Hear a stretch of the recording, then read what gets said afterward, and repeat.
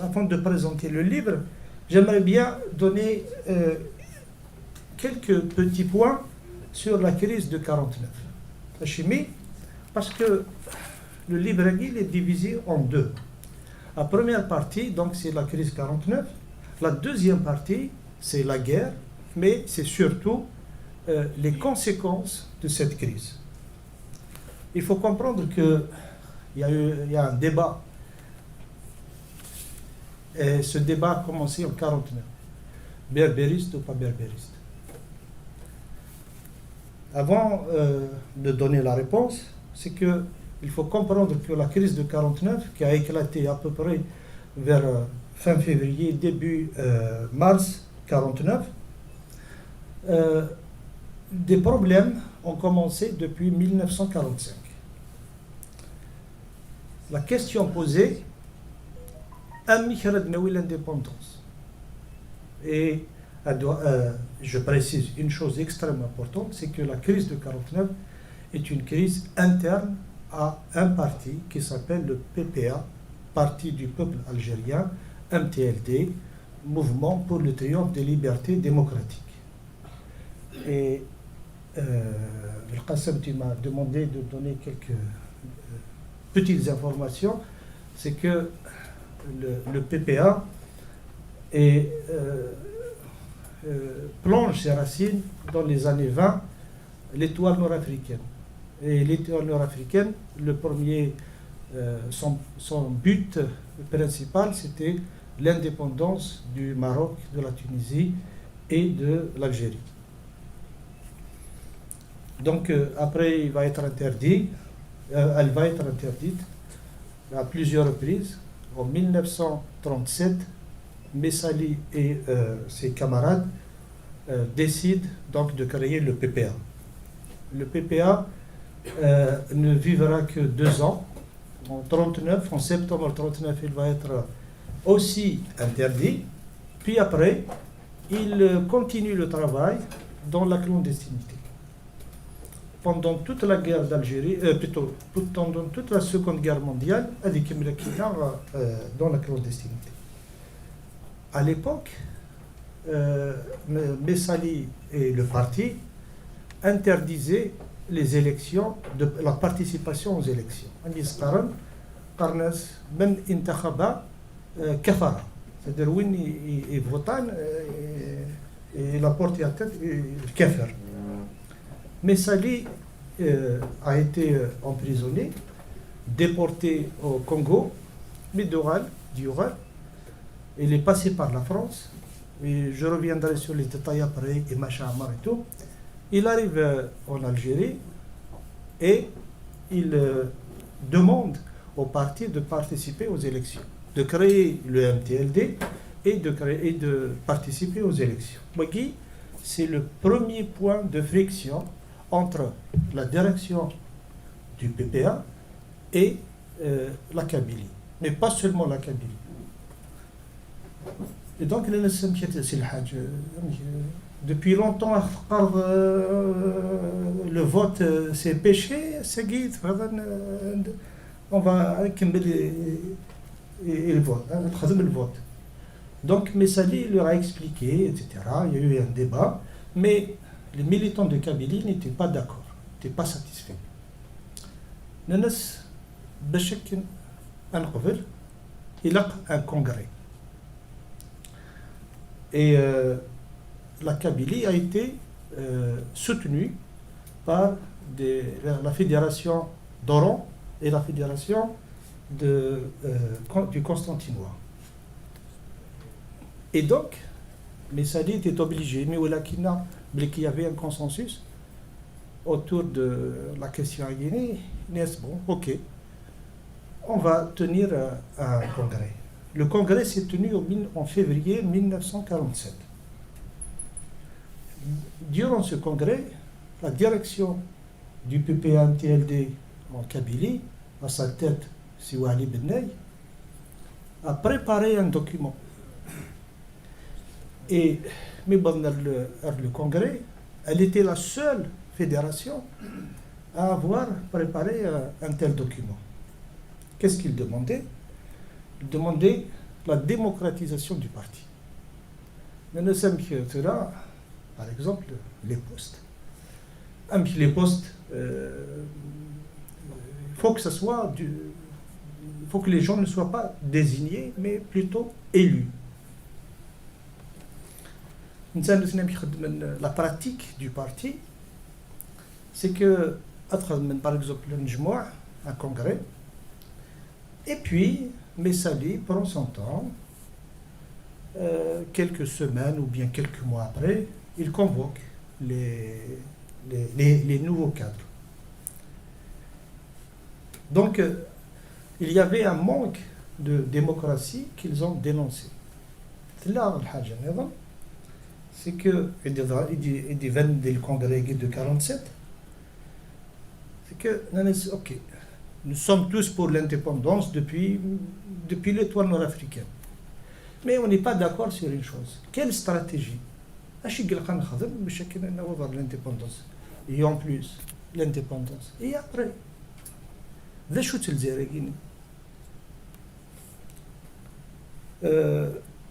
alors, je ne sais pas, peut-être pour les calmer, il y a des postes. Au comité central, donc il y a Siwahli Benel, il y a Ammarou Hamouda, il y a Saad Bouzar. Ils intègrent le comité central. Bureau politique, Hussein Ahmed et Omar Sdiq intègrent le bureau politique. Juste pour j'ai entendu Shahad Dabri Hussein Ahmed a toujours été contre Tamazir, a toujours été. Et je le dis dans le livre, je cite le témoignage d'un membre du bureau politique qui n'est pas du tout kabyle. Qu'est-ce qu'il dit? Il dit que lors d'une réunion,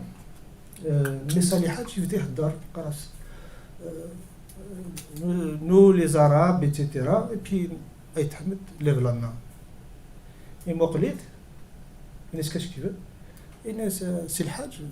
On n'est pas des Arabes. Il a ignoré la discussion, enfin son discours. Donc j'ai dit qu'il y a, pour la première fois de l'histoire du parti, des représentants de la Kabylie.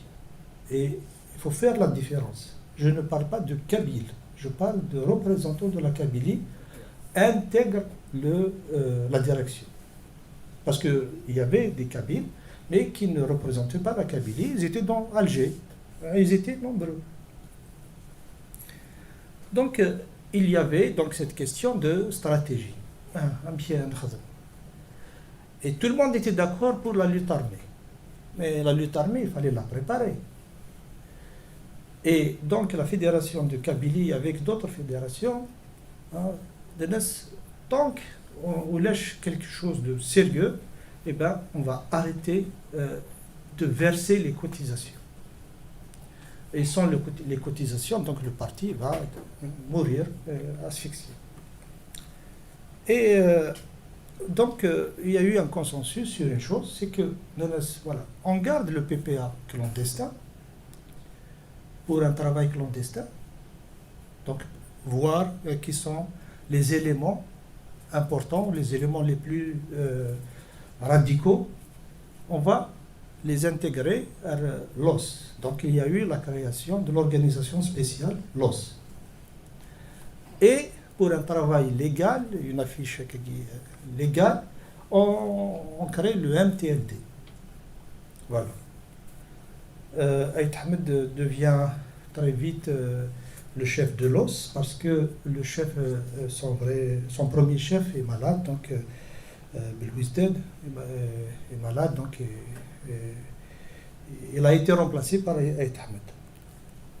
Donc durant le bureau politique, il y avait des questions en Guinée et à chaque fois, ce sont des questions politiques.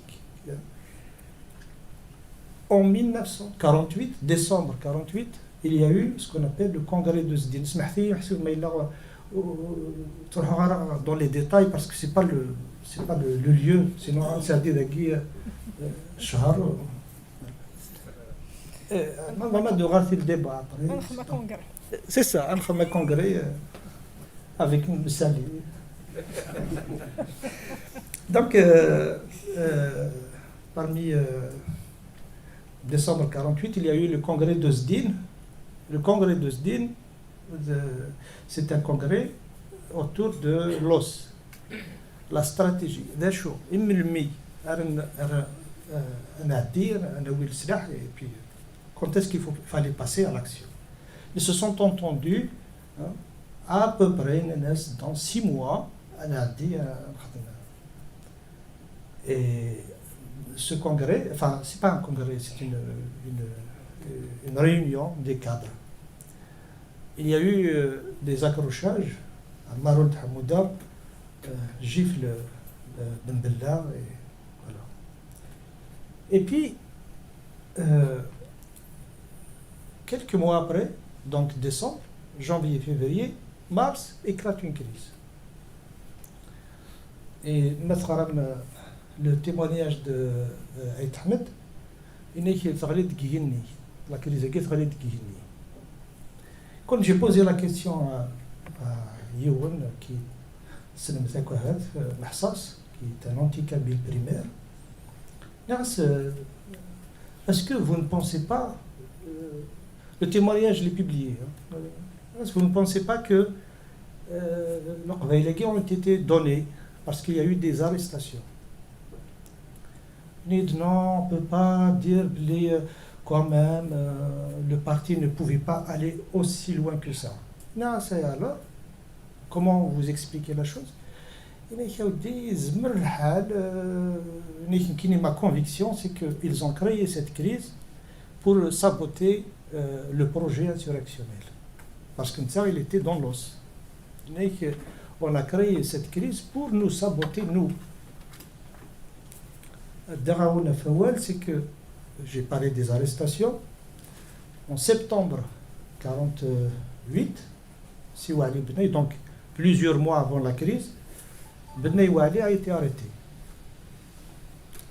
Je ne peux pas donner toutes les informations qu'il faut, mais vous pouvez les retrouver dans le livre. Juste avant, en août, fin août, le parti avait des commandos dans le parti.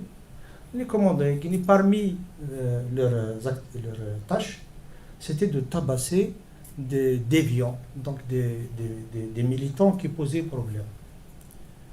Et donc en août 1948, on a fait appel à des militants.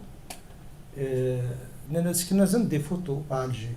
Parmi les photos, il y avait celle de Wali Bnei et d'Omar Osdiq. Est-ce que quelqu'un connaît ces gens?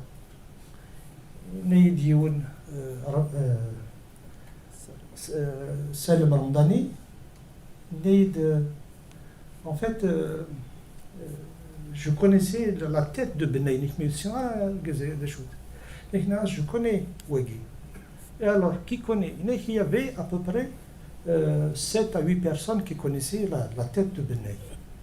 Ok, voilà, on vous donne une mission. Le jour tel, l'heure telle, Bnei a dit dans une rue d'Alger et c'est ce que nous avons fait. Oui, on a commencé à le tabasser. Bnei Wali, il s'est défendu et il m'a rattrapé. Je sais qui t'a envoyé, je sais pourquoi tu t'as envoyé. Et toi, tu ne sais rien du tout. Mais moi, je sais. Et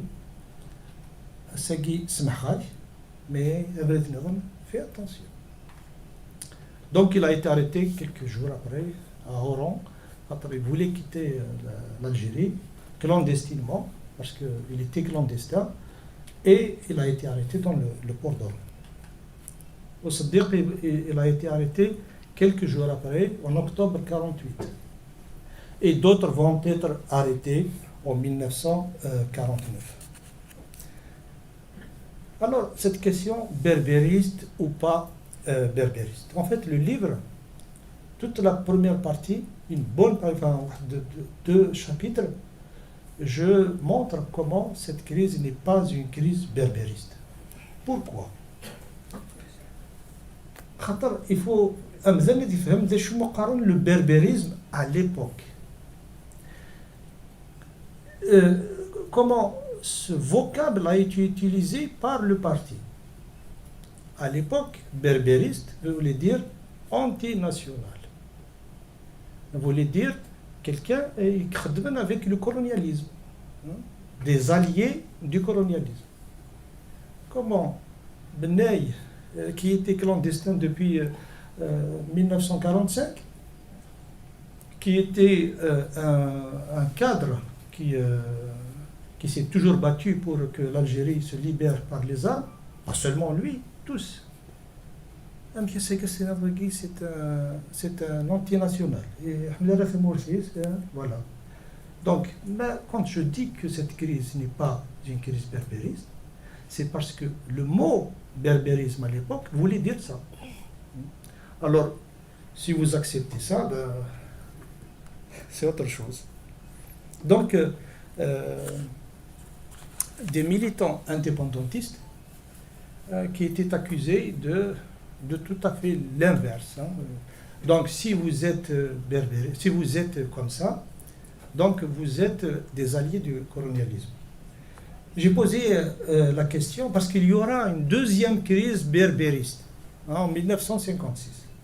Et j'ai posé la question au chef de la Fédération de France, du FLN à l'époque, enfin l'un des cadres, c'était un Kabyle d'Alger. Et qu'est-ce qu'ils ont produit tout d'une manière vraiment naïve.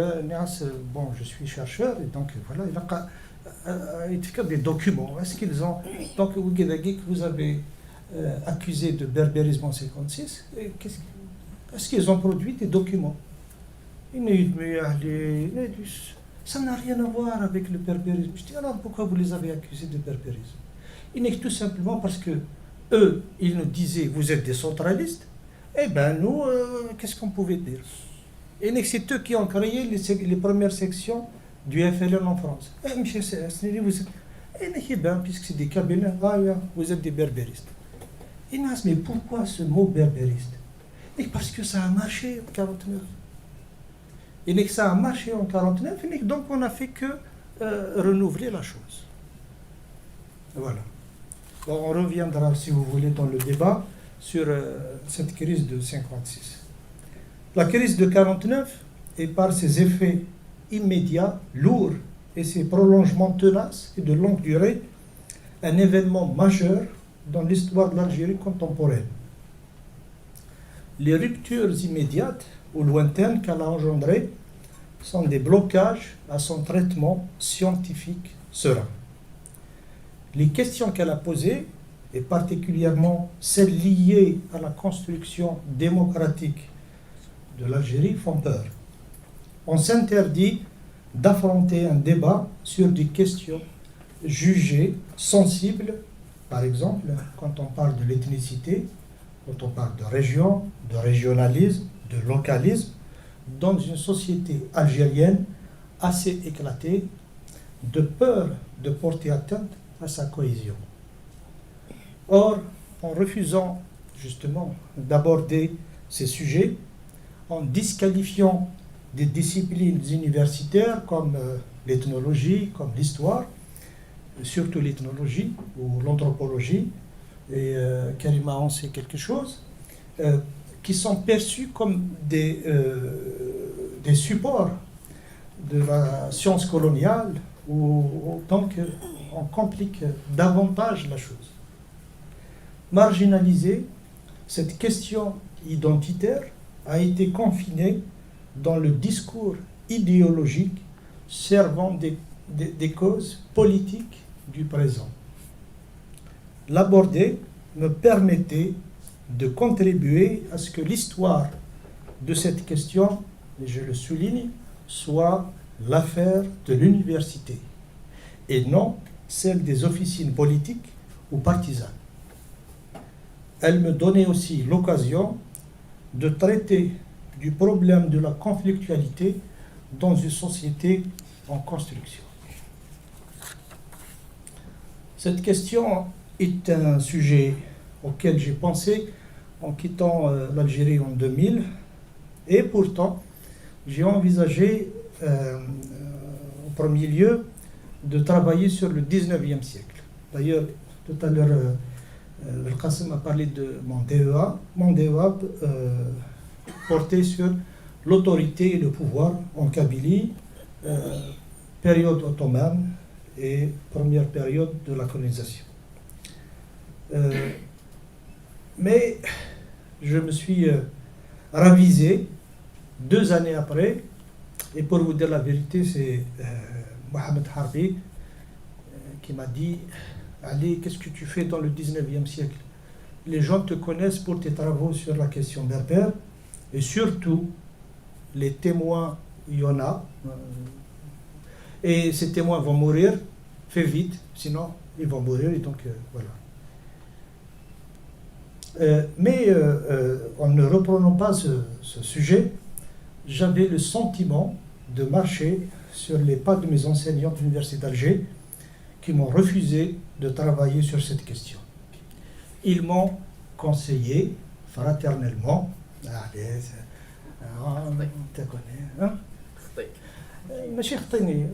non, cette question, allez, tu vas la traiter après. Maintenant, tu prends une bataille, voilà, tu décris la bataille, voilà. Donc, ils m'ont conseillé d'abandonner ce sujet, sans doute de crainte de rendre compte du choix de cette recherche devant une autorité quelconque, je ne sais pas. Mais j'ai dû affronter d'autres difficultés propres à mon parcours. Je citerai 2 exemples, mais vraiment sur d'autres exemples, il n'y a pas de problème. Il ne m'a pas été facile de m'extraire de mes acquis de membre d'une société qui souffrait de la pensée unique, du refus de la pluralité et d'une histoire anticoloniale voulue sans accroc. Une thawra mutahara, une révolution pure. Alors qu'il n'y a pas de révolution pure par principe. Il m'a été difficile de sortir de 2 discours exclusifs, à savoir le discours berbériste et le discours contraire, le discours anti-berbériste. Deuxième exemple, l'ambiance au sein de l'Université d'Alger, où j'ai fait mes études, n'était pas du tout saine. On a ostracisé toutes les personnes porteuses d'idées plurielles. Ainsi, l'Université d'Alger a contribué à compliquer encore plus la communication entre Algériens, alors qu'elle était censée promouvoir des travaux dans ce sens sur l'ethnicité, le religieux, les classes sociales, le patriarcat, etc.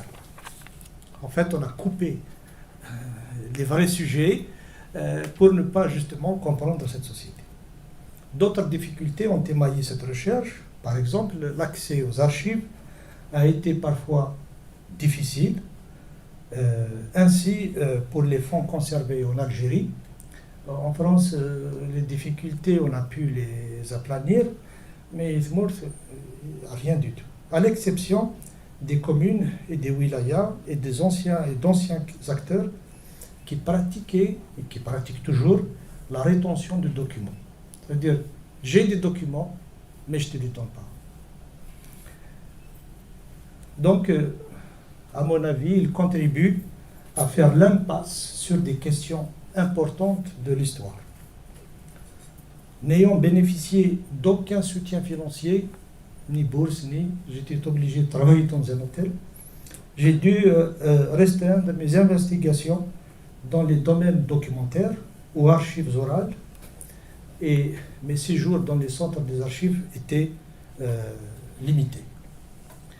Il faut dire que recueillir des témoignages était à la fois stimulant, mais aussi éprouvant. Je m'explique. plusieurs grands témoins, je le mets entre guillemets parce que pour moi il n'y a pas de grands témoins, il n'y a pas de petits témoins, il y a tout simplement des témoins. كل يوم دا شو يدير كل يوم نمشي يخدم كل يوم voilà le contexte. Donc plusieurs grands témoins n'ont pas souhaité me donner leur version du passé, même si les raisons de ce refus sont parfois compréhensibles. Ces acteurs ont contribué à rendre ce sujet tabou et à perpétuer le silence des vaincus. Vraiment de nouvelles sur pourquoi ces acteurs ne voulaient pas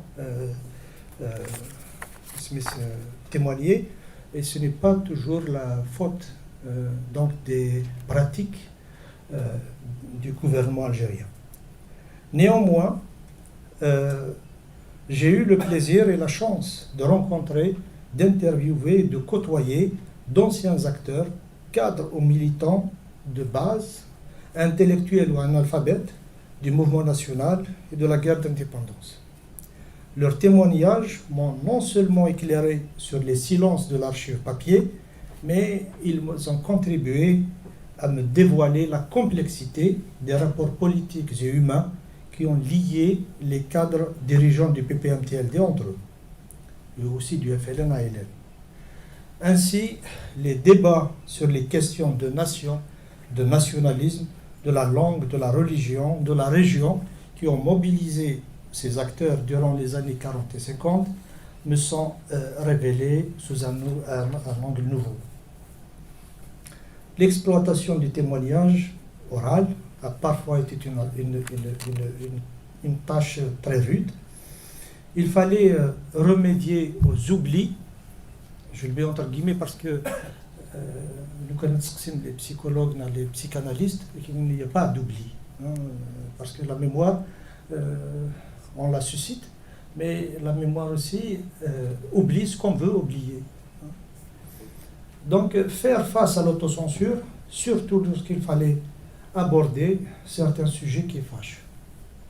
Alors parmi les sujets qui fâchent, vous savez que tout mouvement est traversé par des contradictions à Dakhal.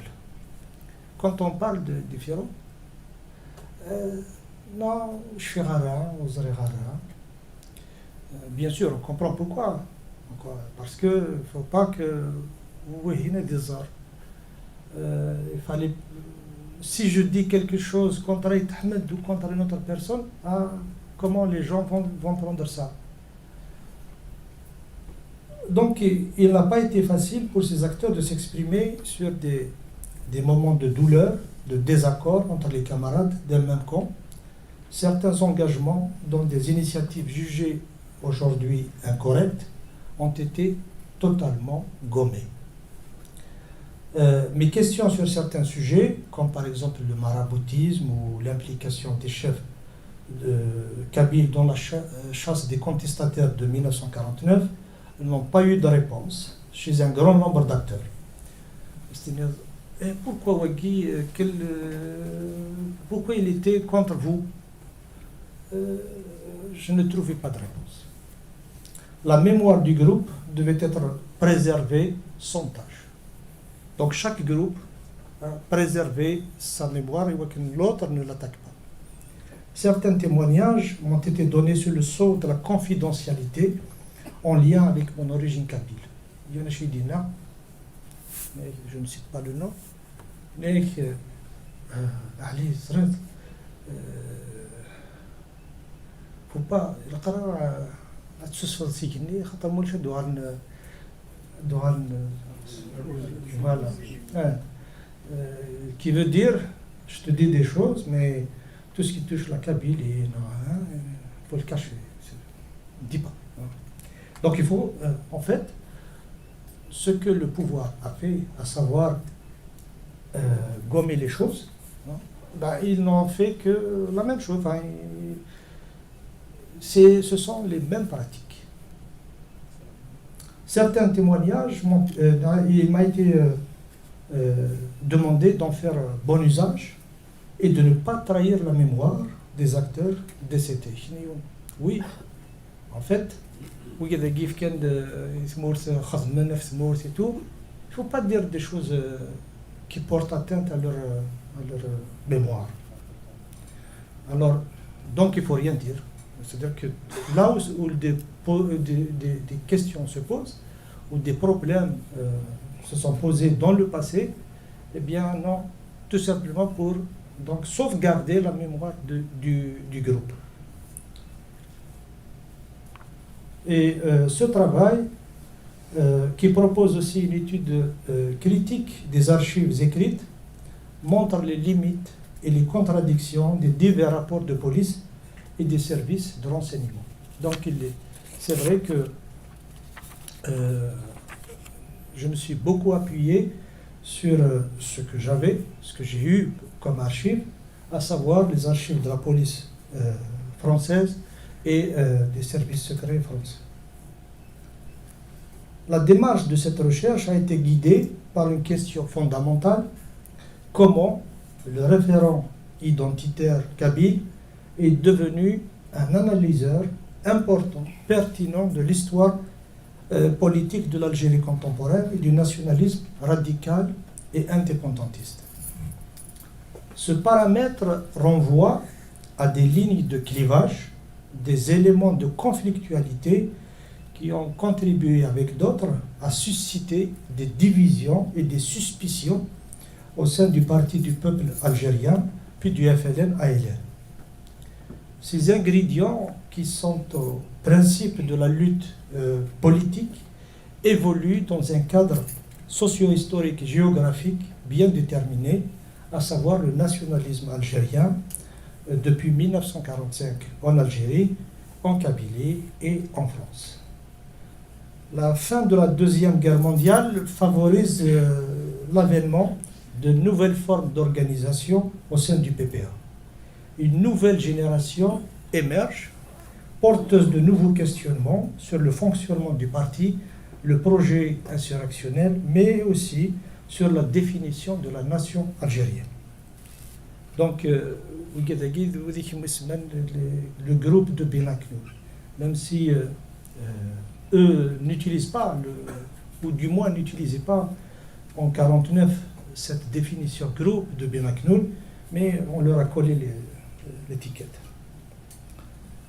Autant de paramètres importants, porteurs de facteurs de clivage, qui vont susciter des conflits d'ordre politique, qui vont se muer en un antagonisme identitaire fondé sur l'appropriation polémique et la manipulation politique des catégories classificatoires, par exemple la langue, l'ethnie, la région, la nation.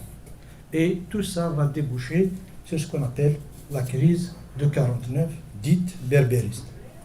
J'ai montré comment la construction identitaire a élaboré par des hommes de religion, les ulama, pour définir l'identité algérienne, de même que la ventilation des composantes ethniques de l'Algérie en arabe et berbère, faite par les administrateurs coloniaux, repose sur quelque chose d'extrêmement important, la falsification de l'histoire. J'ai évoqué dans ce même registre l'indissociabilité du politique et du religieux et surtout le principe du consensus. J'ai montré l'histoire de la gestion de l'ethnicité par le nationalisme radical et l'émergence d'un mouvement identitaire kabyle. Le principal enjeu que j'apporte au débat réside dans l'imposition, et je souligne l'imposition de la définition de cette crise, de ses enjeux et de ses modalités. En clair, c'est le fait que les acteurs qui gagnent un combat politique parviennent à en imposer une définition contemporaine et à la postérité. 1949, qui a imposé la définition de cette crise comme berbériste? Eh bien, ce sont les acteurs qui ont gagné la crise, c'est-à-dire qui ont gagné le combat, à savoir donc la direction du parti, hein, et les vaincus, c'est ce qu'on a appelé, c'est les gens qu'on a appelés les berbéristes, à savoir Belhoussine, Hablin, Wali Benaï et d'autres. Je montre d'un côté que non seulement les nationalistes qui ont triomphé de cette crise, ils sont parvenus en invoquant le danger du berbérisme. Alors, il y avait des militants qui croyaient vraiment que ces gens étaient berbéristes et donc étaient des ennemis, étaient un danger pour la nation. Mais la plupart des cadres du parti, je parle bien des cadres, savaient que c'était une stratégie. Une stratégie, pour les isoler dans le parti, mais aussi pour isoler la Kabylie dans le mouvement national. Et cette stratégie continue. Je montre d'un côté, les mêmes militants qui sont parvenus à consolider leur position dans le parti en jouant sur des mécanismes clientélistes ou régionalistes. Quand je parle de clientélistes ou régionalistes, c'est-à-dire que en disant, en montrant les Kabyles comme étant des ennemis, des dangers, des ennemis de l'intérieur, on favorise donc une partie de cette direction à émerger, à prendre la place. Pourquoi? Parce qu'en 1947, plusieurs cadres, surtout de l'Algérois, ont été évincés du parti et donc on a donné les places donc à ceux que j'ai cités tout à l'heure. Donc cette crise a donné je ne sais pas comment on appelle, l'occasion pour ces gens de revenir. De plus on est anti-berbériste, de plus on s'intègre dans la direction.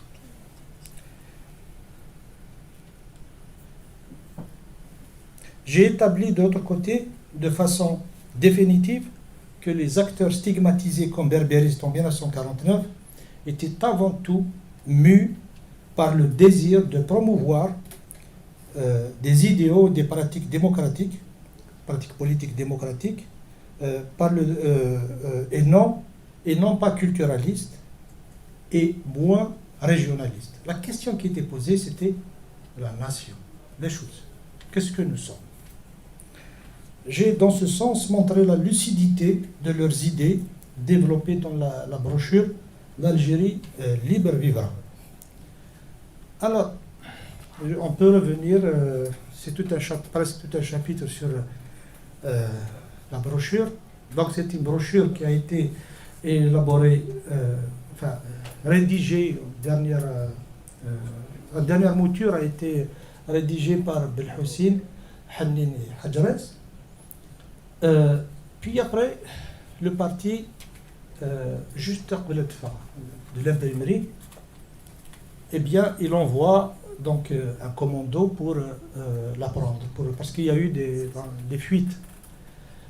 Et j'ai retrouvé aussi dans les archives que la police française a voulu faire exactement la même chose. Donc elle a envoyé des policiers pour prendre la brochure. Et ces militants avaient des contacts un peu partout en Algérie, et plus particulièrement à Bouferrique. Donc ils l'ont évacuée vers Bouferrique, et donc après elle disparaît. Le contenu de la brochure, on le retrouve dans les documents du PPA. Ça veut dire, nous sommes contre ce que vous faites, nous sommes contre ce que vous pensez, mais on utilise vos idées. Et d'ailleurs, même pour le congrès de la Soubane, ils ont utilisé cette brochure, c'est-à-dire le contenu de la brochure. Et donc la brochure disparaît, elle réapparaît en 1956, grâce à Belhoussine, puis elle disparaît. Et elle réapparaîtra plusieurs années plus tard, en la fin des années 80, en 86-87. Et de la bouche de Belhoussine, Naïd, j'ai photocopié la brochure et je l'ai prise à Tizi Ouzou. Et voilà un document extrêmement important, qui parle de la nation, de la définition de la nation. Est-ce que vous pouvez le publier? Oui, bien sûr, on peut le publier. Sauf que, vous pouvez vérifier, quand Tafsous a publié, elle a publié, je pense, 2 ou 3 pages. Alors que le document, ça a 55 pages à peu près. Et Belhoussine était très remonté. Qu'est-ce qu'il fait? Donc il va en France et il la donne à Mohamed Harbi. Mohamed Harbi, à l'époque, publiait une revue comme un Souel. Et Harbi l'a publié en intégralité. Pas seulement en intégralité, mais il le témoignage de Belhoussine qui expliquait donc dans quelles conditions cette brochure a vu le jour. Donc, si vous voulez, on pourra revenir sur cette brochure. Ce qui est important de souligner, c'est que cette brochure, elle a été donc la prise naissance en juillet, elle a été publiée en juillet 49, c'était pendant la crise de 49. Pourquoi? Tout simplement parce que il voulait dire au parti que nous ne sommes pas des berbéristes. Voilà ce que nous voulons, voilà ce que nous sommes. Hein. Donc nous ne sommes pas des berbéristes. On reviendra pas, plutôt on reviendra tout à l'heure sur la question. Cette recherche, donc le livre, montre à travers une sociologie des acteurs inédite et à contre-courant de ce qui a été écrit par plusieurs auteurs que les opposants, moi j'utilise pas tout à fait le mot opposant, mais j'utilise le mot contestataire. Et je peux vous l'expliquer, parce que opposant veut dire quelqu'un qui va prendre la place. Eux, ils ne voulaient pas prendre la place de Messali. Ils voulaient juste que le parti devienne un parti démocratique, que les pratiques changent et que le parti décide enfin de passer à l'action, donc faire éclater la guerre. Même si ces acteurs, on les qualifie de groupes, ils n'étaient pas homogènes. Il y avait au moins 2 grands groupes. Les 2 grands groupes, c'est quoi? Il y avait ceux d'Alger, à leur tête Ammar el-Hamouda et d'autres, et ceux de Paris. Et contrairement à ce qu'on pense, ce n'est pas Ali Yahya qui dirigeait, Rachid Ali Yahya qui dirigeait ce groupe, mais il y avait d'autres comme Rabah Sarbah, des militants qui ne sont pas connus. Donc, cette sociologie des acteurs est extrêmement importante pour moi et pour les historiens. Pourquoi? Parce que l'histoire a gommé des noms. C'est-à-dire, ces gens ne pouvaient pas exister dans l'histoire. Et mon rôle, justement, c'est de montrer que ces gens, non seulement ils ont la place dans l'histoire, mais on ne peut pas comprendre l'histoire en les évacuant. L'histoire n'a pas été faite par des fantômes. L'histoire a été faite par des femmes et par des hommes. Et ces hommes et ces femmes ont des noms, ont des parcours. Voilà. Et on voit qu'aujourd'hui, quand on lit les mémoires des uns et des autres, on voit qu'il y a des événements gommés, des personnes qui disparaissent comme ça de l'histoire. Et pourtant, ces gens se sont toujours soulevés contre l'histoire, ce qu'on appelle l'histoire officielle. Dans la réalité, il n'y a pas d'histoire officielle en Algérie parce que l'État d'Algérie n'a pas produit d'histoire, tout simplement. Parce que le qualificatif d'histoire officielle, on peut le coller à la France. On peut, oui, la France a produit une histoire officielle, mais les Algériens, qu'est-ce qu'ils ont produit? Je parle de l'État. Donc, on reproduit exactement ce que le pouvoir n'a cessé de faire, d'interdire. La révolution, par exemple, elle a été faite par tout le peuple. Alors qu'on sait que ce n'est pas vrai. Le 1er novembre. Le 1er novembre, tout le peuple algérien s'est soulevé comme un seul homme. Ah oui? Et pourquoi il y a des centaines de milliers de harkis? Et pourquoi les novembristes étaient obligés, donc ceux du 1er novembre, pourquoi ils ont été obligés de se cacher? Et pourquoi donc, si, comme un seul homme alors, donc toute la société a participé. Ce qui n'est bientôt, bien sûr, il y a aussi le MNA. Alors, c'est-à-dire qu'en réalité, qu'est-ce qu'on développe, et d'ailleurs je le vois aussi aujourd'hui, c'est que cette guerre ne pouvait pas, cette société algérienne ne pouvait pas enfanter des éléments qui pouvaient poser des problèmes. Alors, dans un débat, à Paris, Abben, il a été assassiné par des Égyptiens. Ah, soyons sérieux quand même. Donc on évacue, c'est comme si Karim Belkacem, Ben Toubel et Bossof et d'autres,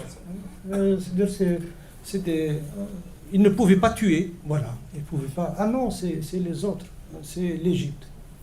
C'est comme si cette guerre, cette société ne pouvait pas enfanter des gens qui pouvaient tuer d'autres personnes. Et d'ailleurs, ce n'est pas seulement Abben, c'est un symbole, mais combien de gens qui ont été liquidés?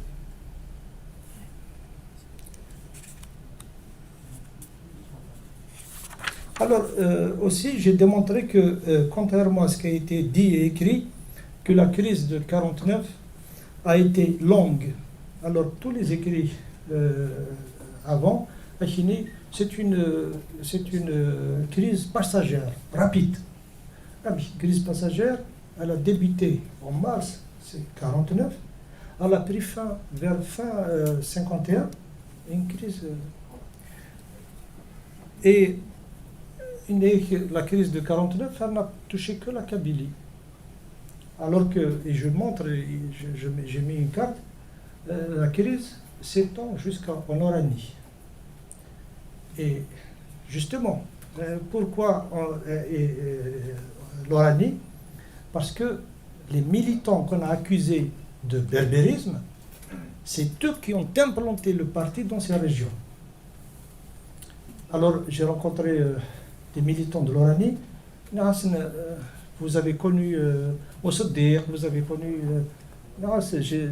c'était une provocation de ma part, c'est les berbéristes. Ah,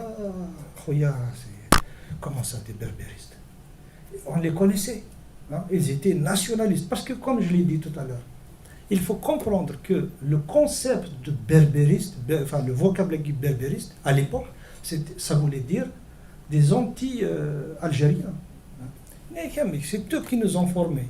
On les connaissait, on savait, ils ont inculqué le nationalisme dans nos têtes, et aujourd'hui on nous dit, en 1949, on nous dit non, c'est des berbéristes, des gens qui voulaient, qui travaillaient pour la France. C'était inadmissible. Voilà. Donc, elle a été longue, elle a touché plusieurs régions du pays, et surtout, la répression a été extrêmement violente. D'ailleurs, en 1949, en août 1949, parce que je m'oublie. Pour une fois, on a une conférence scientifique, pas des bro à dissous. Allez-y. Parce que Maïla a il va bien me le dire. Il faut leur laisser quand même le temps de poser les questions. C'est ça. Pardon. Oui, je parlais de la violence. Donc, en août 1949, Karim Belkacem, je dis Karim Belkacem parce que c'est lui qui a fait le coup, mais d'autres pouvaient le faire. Donc, Karim Belkacem, il tire sur un militant qui s'appelle Aliou Mahmoud, les Farhad.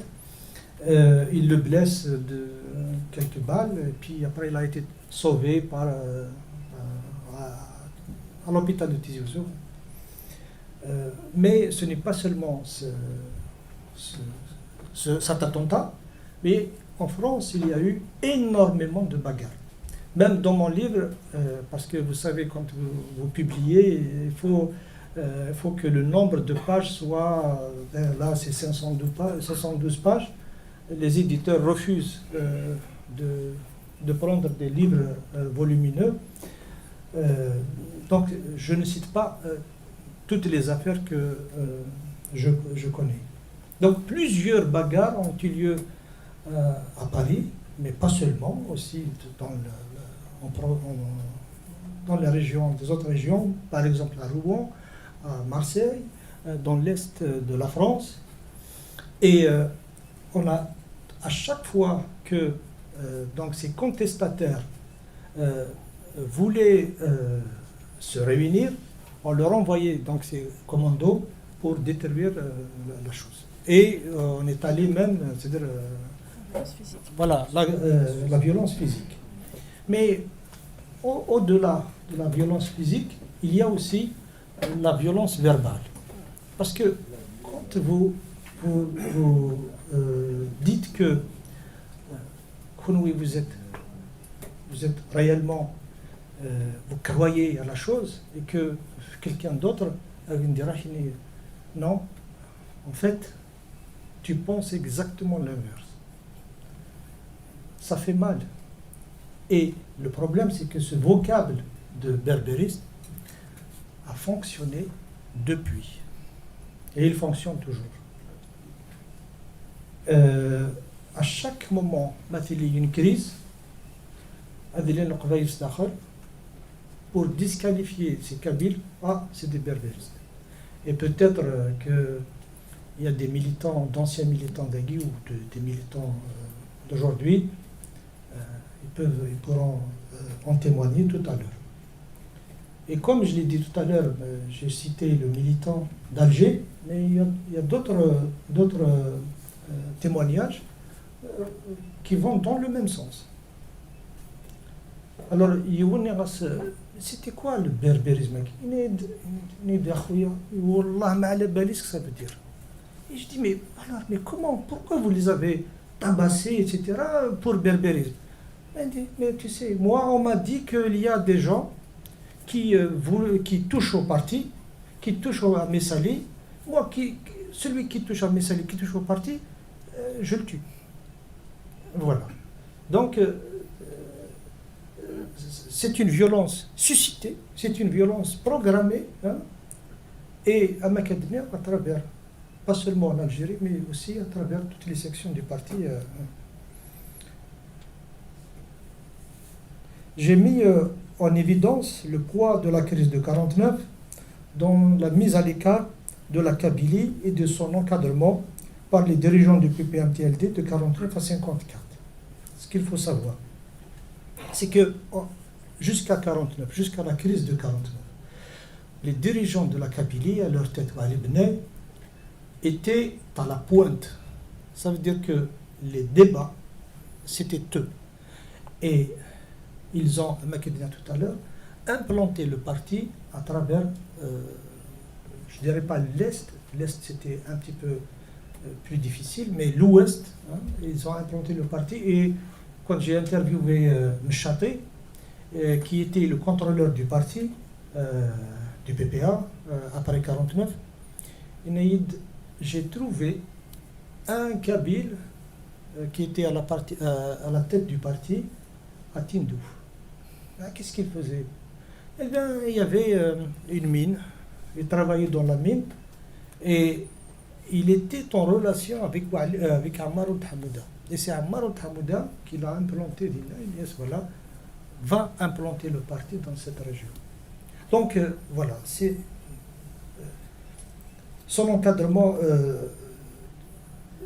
jusqu'à 49 était vraiment extrêmement important dans le parti, jouait un rôle extrêmement important. 49, la crise, donc on les exclut. Et vous savez que quand vous êtes dans un parti politique, même si je n'ai pas vécu, j'ai jamais appartenu à un parti politique, mais je sais que quand on est dans un parti politique et quand on est exclu du parti, c'est la mort politique pour ces gens. Pourquoi? Parce que le PPA à l'époque, pour y adhérer, il fallait être convaincu. Pourquoi? Parce qu'on pouvait être arrêté. Et donc, appartenir à ce parti, puis exclu, c'est une mort politique. Et pour vous dire, certains exclus, leurs femmes, donc vous voyez à quel point la violence de cette crise. À partir de 1949, donc la direction envoie des gens pour réprimer, pour exclure ces soi-disant berbéristes, et met en place une nouvelle direction. Contrairement à ce qu'on pense, donc c'est Karim Belkacem qui a dirigé cette fédération jusqu'en 1962, c'est pas juste, parce que le parti a envoyé quelqu'un d'autre, Qarnas Iwachou, qui veut dire que c'est un gars de Bijaya. Et ça va me revenir du Rally Smith. Et puis, ce militant, donc il travaillait avec les deux, à savoir Ouamran et Karim. Pourquoi je dis que c'est extrêmement important pendant cette crise, plutôt cette période de l'histoire, c'est que le parti, quand il se réunissait, donc les directions régionales, il y avait 12 wilayas, je pense, et 10 wilayas se rencontraient ensemble, avec Sidi Ali Abdelhamid, qui était le président du comité, le chef du comité d'organisation du parti. Donc ils se réunissaient ensemble, la Kabylie Wahdas. Et ça, c'est jusqu'en 1954. Pourquoi? Parce qu'on avait peur donc que des contacts se tissent, des relations se tissent entre Karim Belkacem et d'autres, entre la direction de la Kabylie avec les autres wilayas. Et d'ailleurs, en 1954, quand il y a eu des négociations, ils ont cherché qui connaissait Karim. Est-ce que il y avait très peu. Deuxième chose, c'est que l'encadrement de la Kabylie jusqu'en 1949 était un encadrement, j'allais dire intellectuel, pas tout à fait, mais c'est des gens qui étaient à l'université Gran, et donc qui posaient des questions et qui apportaient des solutions à des choses. À partir de 1949, ce sont des maquisards. Donc leur niveau est un niveau élémentaire. Et d'ailleurs, après, ça va se répercuter sur l'encadrement à partir de 1954 jusqu'à 1962. J'ai montré pour la période de la guerre d'indépendance comment la Kabylie s'est imposée comme une région pivot dans la lutte libératrice et a permis à ses cadres de jouer les premiers rôles dans la direction du FLN-ALN et d'être perçus comme hégémoniques dans la conduite de la guerre. D'où l'exaspération du sentiment anti-kabyle chez leurs concurrents. Aussi, une fois, il y avait quelqu'un qui m'a reproché que nous, on a dirigé la guerre tout simplement parce qu'on était plus intelligents que les autres.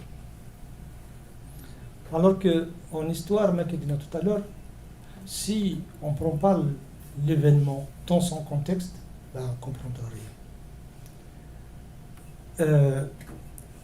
Si on prend, c'est vrai que les Kabyles ont dirigé pendant un moment la guerre, à savoir en 1956. Adben dirigeait le FLN. La Wilaya 3, la Wilaya 4, la Wilaya 6, la Fédération de France était dirigée par des Kabyles. Dire comme ça, oui, c'est parfait. Sauf que il faut voir pourquoi ces gens.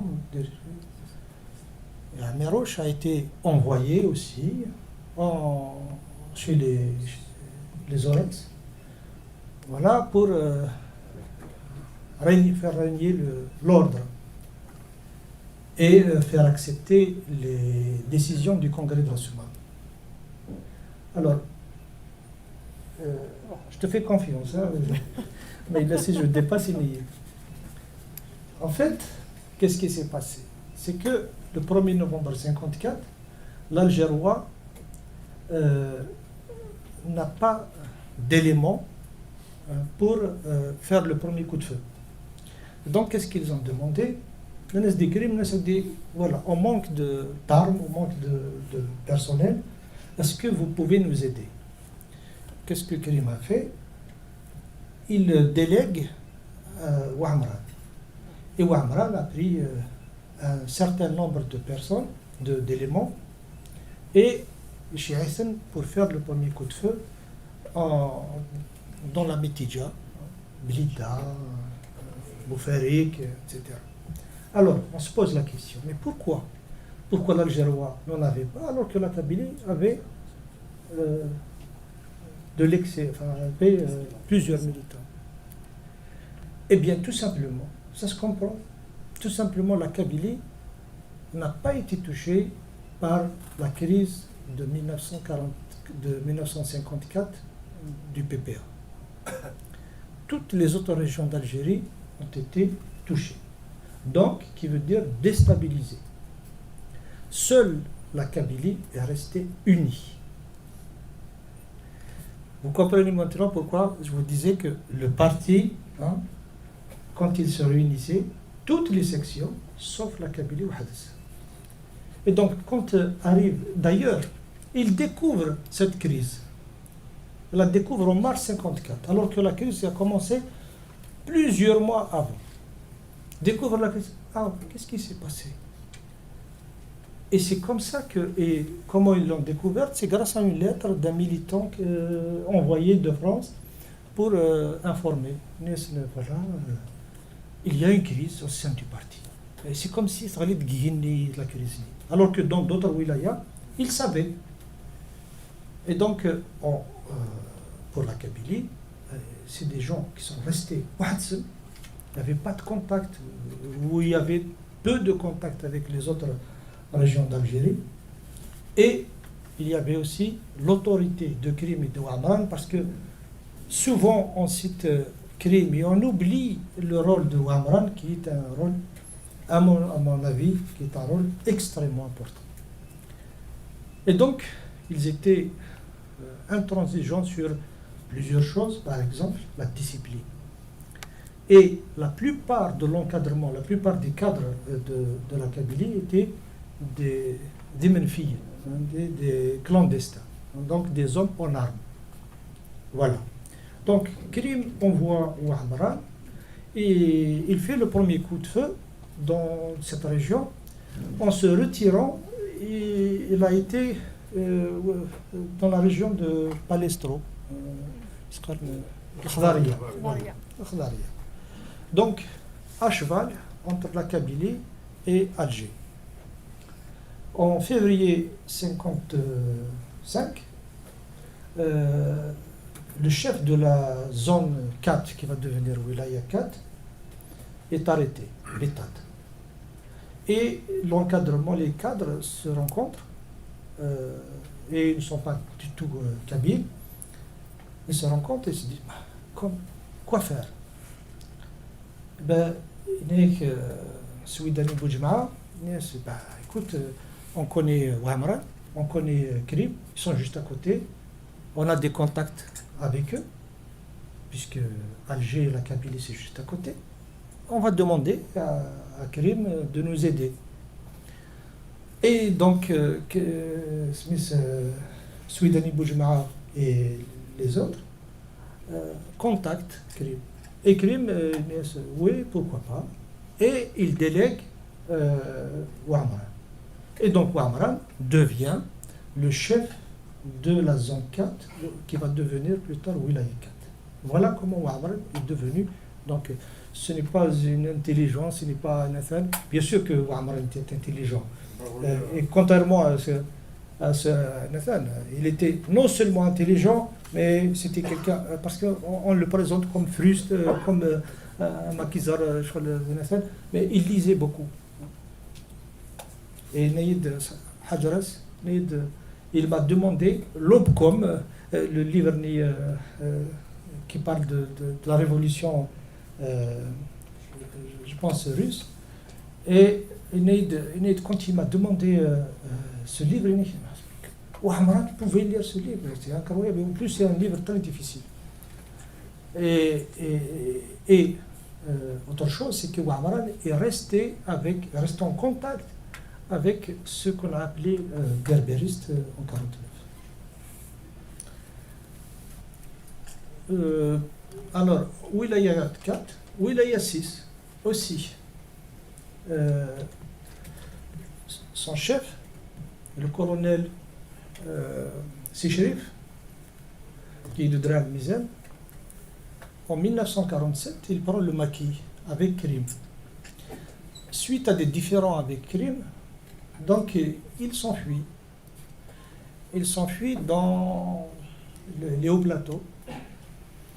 Et quand il arrive au haut plateau, il enseigne le Coran. Parce que c'était un shir. Et donc, c'était pour lui une couverture, mais aussi un moyen de subvenir à ses besoins. Il reste là-bas jusqu'à quelques mois, 2 mois avant le début de la guerre, avant 1954.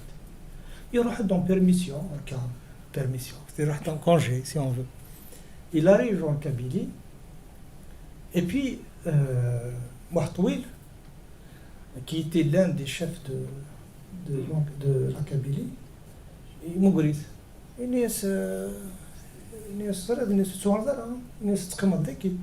Pourquoi? Parce qu'il préparait le passage à la lutte armée. Et il a informé, voilà, on prépare un coup, donc il faut que tu restes, ne retourne pas dans le haut plateau. Il y est resté, et d'ailleurs c'est l'un des cadres de la wilaya de la zone 3. Parmi ces tâches, c'était de poursuivre vers le sud de la Kabylie les MNA, les messalistes. Et c'est ce qu'il a fait. Pourquoi? L'un des éléments, c'est que lui, il connaissait les hauts plateaux. Donc, il pousse les choses plus loin et il arrive donc dans cette région vers l'est de Dia. Et Qimdin, il est resté sur place. Congrès de la Soumam, la wilaya 6 n'existait juste sur le papier. Et donc, il fallait un chef. Et comme c'est lui qui était sur place, donc ils ont fait appel à lui. Et il est devenu, donc ils l'ont intronisé comme chef de la wilaya 6. Voilà. Bon, je ne vais pas trop m'attarder. Je souligne aussi comment la crise de 1949, d'abord, puis la guerre a broyé la société politique plurielle, la destruction des élites politiques, les cadres et les étudiants, et ont privé la Kabylie et l'Algérie d'un encadrement organisateur et féru de controverses, que ce soit des controverses culturelles mais aussi politiques. J'ai montré aussi comment et pourquoi des militants de 1949 qui ont pourtant rejoint le FLN-ALN ont été assassinés en Kabylie même. Et je pense que la plupart des gens ici connaissent les assassinats. 56-57 de Siwali. Pardon. De Siwali Benaï, d'Amar Hamouda, de plusieurs autres militants. Certains ont perdu la vie pendant la pluie. Il y a un militant qui est très mal connu, c'est Saïd Dakhli, Qarnes Saïd Stilo. Et c'était un élément extrêmement important de le nationalisme, mais aussi pendant la guerre. Il a été liquidé dans l'affaire de la Bluide. J'ai décrit les conséquences du congrès de la Soummam et l'extension territoriale de la zone puis Wilaya 3, et j'ai cartographié à travers une carte inédite les changements opérés entre le 1er novembre 1954 et le 20 août 1956. Pour la première fois de l'histoire de la Kabylie, je le montre dans le livre, Krim a réussi à unifier la Kabylie. Il a réussi là où Ali Benaï a échoué en 1945. Parce que c'était aussi une demande en 1945 de Wali Benaï, d'Omar Sdir, de Aït Ahmed, etc. Ils ont demandé au parti, cette région, après le 1945, a été déstructurée. Vous savez que donc, cette région de Kabylie a subi donc, les massacres de mai 1945. Ils ont demandé, voilà, puisqu'il n'y a pas d'encadrement, on va la prendre en charge. Pas touche, on ne touche pas. Et donc, c'est le fameux danger kabyle. Donc, Krim réussit pour la première fois à unifier la Kabylie. De quelle manière? Et pourquoi je parle d'unification de la Kabylie? Parce que en 1954, donc il y a eu des négociations entre Krim et les 5 avant d'intégrer donc le noyau. La première chose, c'est qu'on lui a dit tu seras sous la responsabilité de Didouche, Alger. Après, Didouche, il a été envoyé dans le Constantinois. Mais c'était sur la responsabilité de Didouche. Bien sûr, Karim et Abraham ont refusé. Et la deuxième étape, voilà, la Kabylie va en quelque sorte être limitée à l'ancien département d'Alger, plutôt de Tizi Ouzou, l'ancien arrondissement à savoir donc Boumerdès,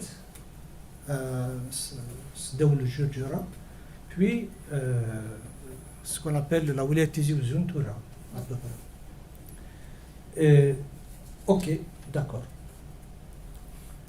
La guerre éclate. Ce qu'on appelle la petite Kabylie, je déteste dire petite et grande Kabylie parce que ça ne veut absolument rien dire. C'est péjoratif, absolument. Et donc la Kabylie de la Soummam est restée son chef. Pourquoi? Parce que cette région appartenait au Constantinois, à la wilaya, enfin à la zone 2. Et qu'est-ce qui se passe? Pourquoi donc il n'y a pas eu le premier coup dans cette région? Tout simplement parce que son chef, Oulebsir, le Tezmelt, a rejoint le MNA. Donc a rejoint Messali. Donc il ne pouvait pas, bien sûr, appartenir à deux organisations. Et donc, qu'est-ce que fait Krim? Donc il installe donc, le FLN dans cette région. Pour vous dire, parfois d'une manière souple, parfois d'une manière violente. Et en 1956, congrès de la Soummam, Krim s'est accaparé tout ce qu'on appelle aujourd'hui la wilaya de Béjaïa, mais pas seulement. Il va vers le sud jusqu'à Msila. Et on m'a dit, c'est posé le problème au Congrès de la Soumane. D'ailleurs, il y a eu des problèmes, les discussions étaient houleuses. Et donc après, bon, c'était un peu trop tard, puisqu'ils sont là. Ils ont organisé à Merouche, donc a été envoyé vers l'Est, Mira et le futur colonel Sechrif vers le sud. Mais en arrivant dans ces régions, ils ont installé l'organisation. Donc voilà, les dirigeants du FLN, ALN en 1956 au Congrès de la Soumane étaient face à une situation de fait, voilà, on est là, c'est-à-dire que c'est nous qui occupons. Alors qu'en 1954, toute la Kabylie de la Soumane jusqu'à Sétif appartenait à la zone 2. D'accord. J'ai montré la place prépondérante de la Kabylie dans le contrôle de l'immigration en France, ce qui m'a amené à mettre en exergue pour la première fois une deuxième crise berbériste en 1956 en France. L'ethnicisation du débat a été lancée en 1949. La propagande anti-kabyle est depuis ressassée à chaque crise politique majeure au moment de lutte pour le pouvoir ou de contestation du pouvoir depuis 1962. On a voulu, depuis 1949, isoler la Kabylie des autres régions du pays et circonscrire les contestations démocratiques à la Kabylie. Pour terminer, comme vous le savez, et il est difficile, comme je l'ai dit tout à fait au début, d'être historien dans une société dans laquelle certains ne cherchent pas à comprendre le passé, mais plutôt à justifier des positions du moment et à donner des versions rassurantes de l'histoire, loin de l'objectivité que m'impose ma discipline. J'espère avoir apporté au moins quelques éléments, une contribution à l'histoire contemporaine de la Kabylie et de l'Algérie. J'espère que j'ai apporté une contribution à un débat apaisé sur ce passé, loin des polémiques qui ont pour but donc l'utilisation de l'histoire à des fins politiques immédiates. Et je vous remercie et j'attends vos questions. D'accord.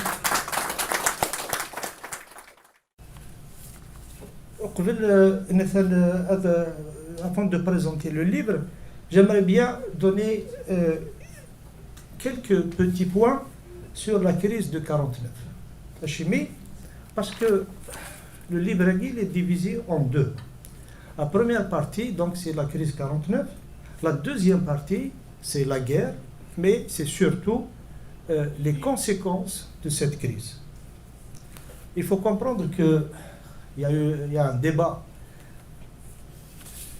Et ce débat a commencé en 49.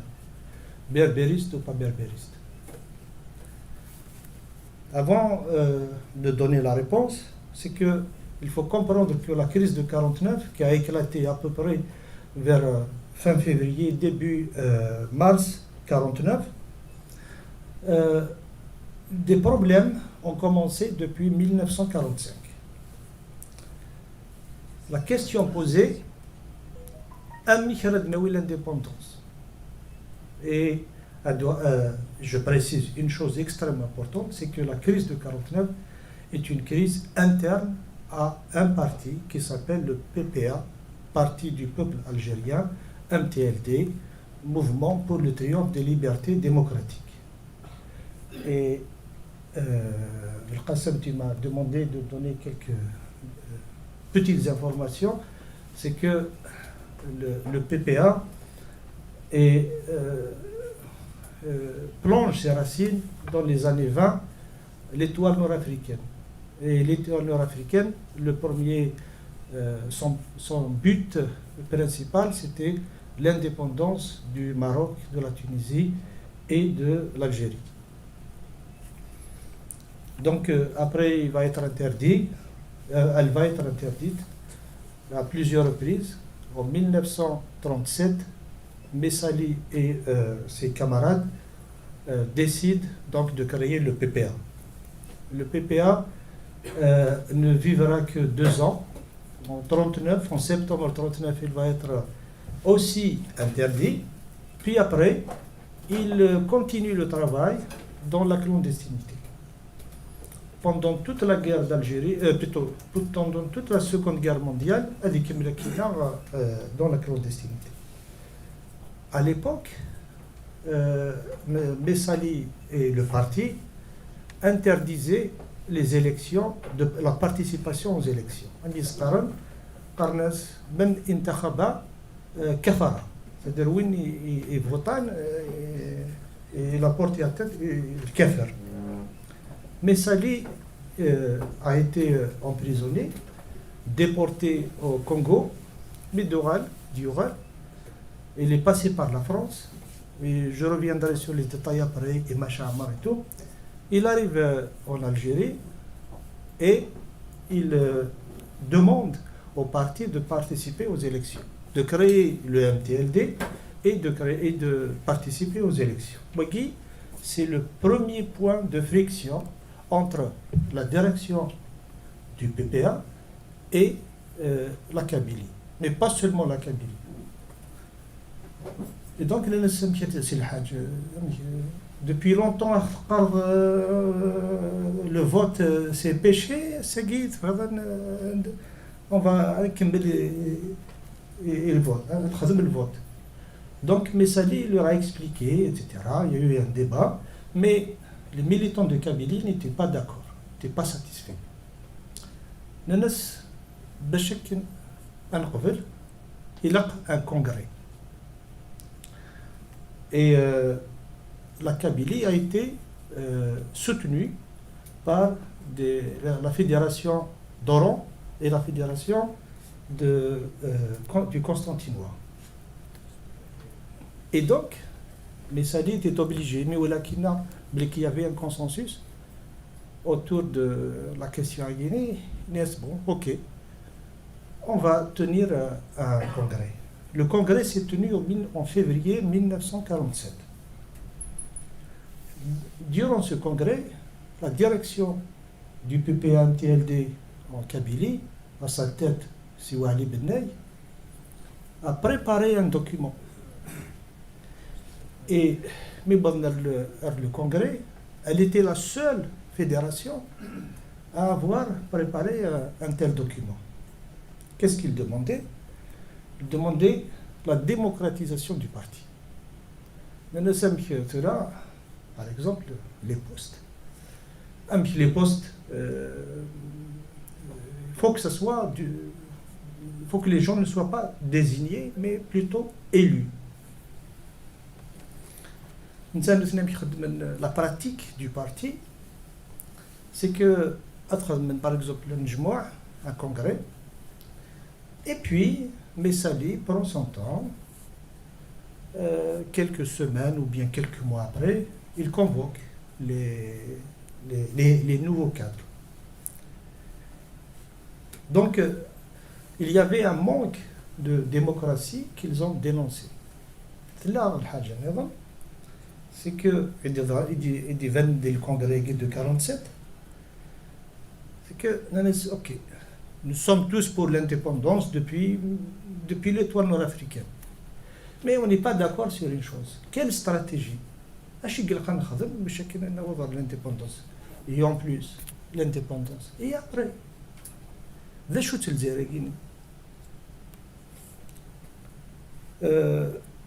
alors, je ne sais pas, peut-être pour les calmer, il y a des postes. Au comité central, Donc il y a Siouali Benay, il y a Ammar Ould Hamouda, il y a Saad Bouzar. Ils intègrent le comité central. Bureau politique, Hussein Ahmed et Omar Sdiq intègrent le bureau politique. Juste pour j'ai entendu Chahad Dabri plutôt, pardon, Hussein Ahmed a toujours été contre la Tamazigh, a toujours été. Et je le dis dans le livre, je cite le témoignage d'un membre du bureau politique qui n'est pas du tout kabyle. Qu'est-ce qu'il dit? Il dit que lors d'une réunion,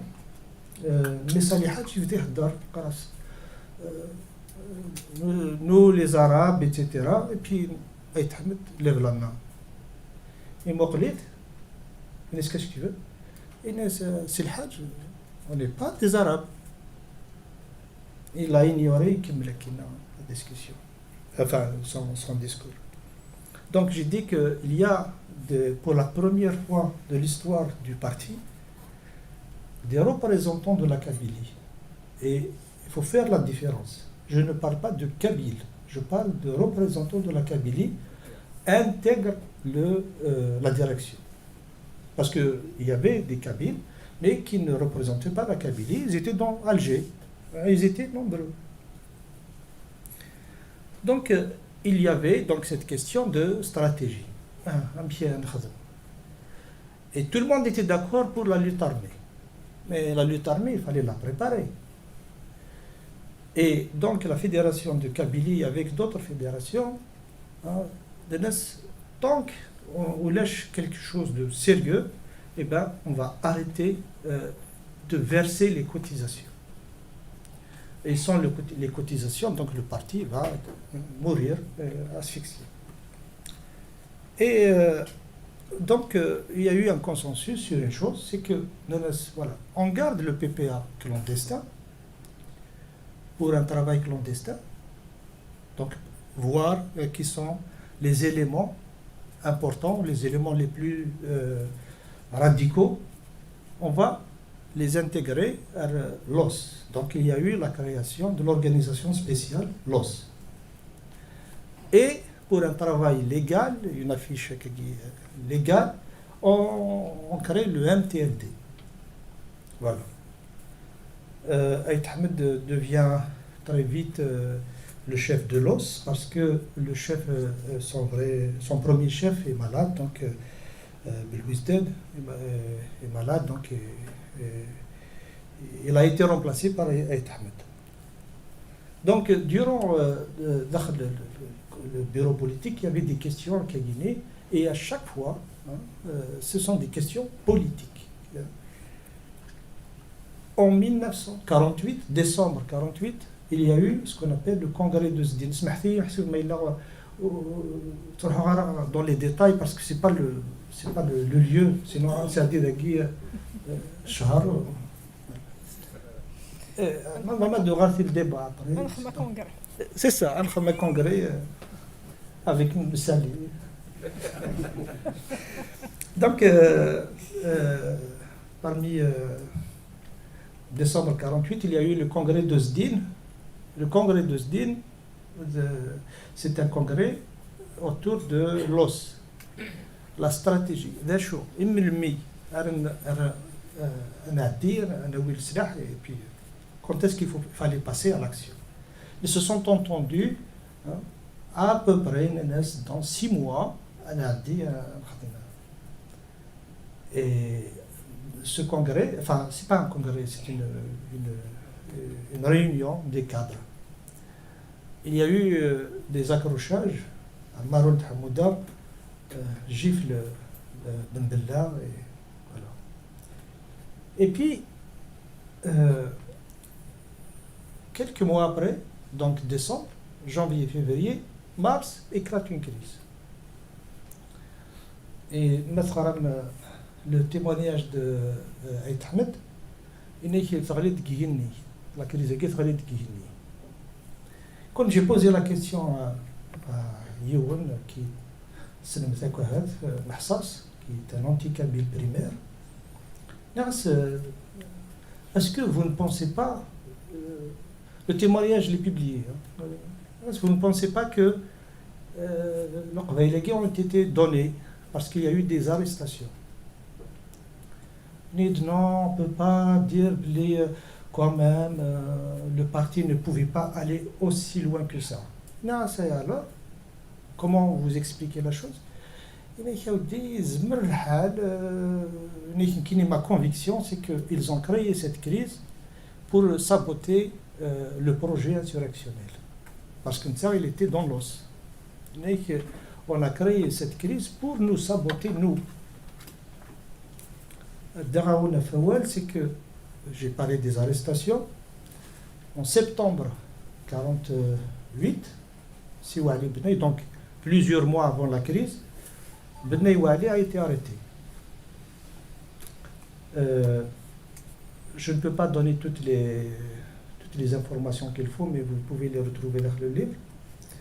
Juste avant, en août, fin août, le parti avait des commandos dans le parti. Les commandos, parmi leurs tâches, c'était de tabasser des déviants, donc des militants qui posaient problème. Et donc en août 1948, on a fait appel à des militants. Des photos à Alger.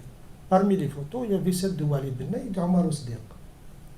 Est-ce que quelqu'un connaît ces gens?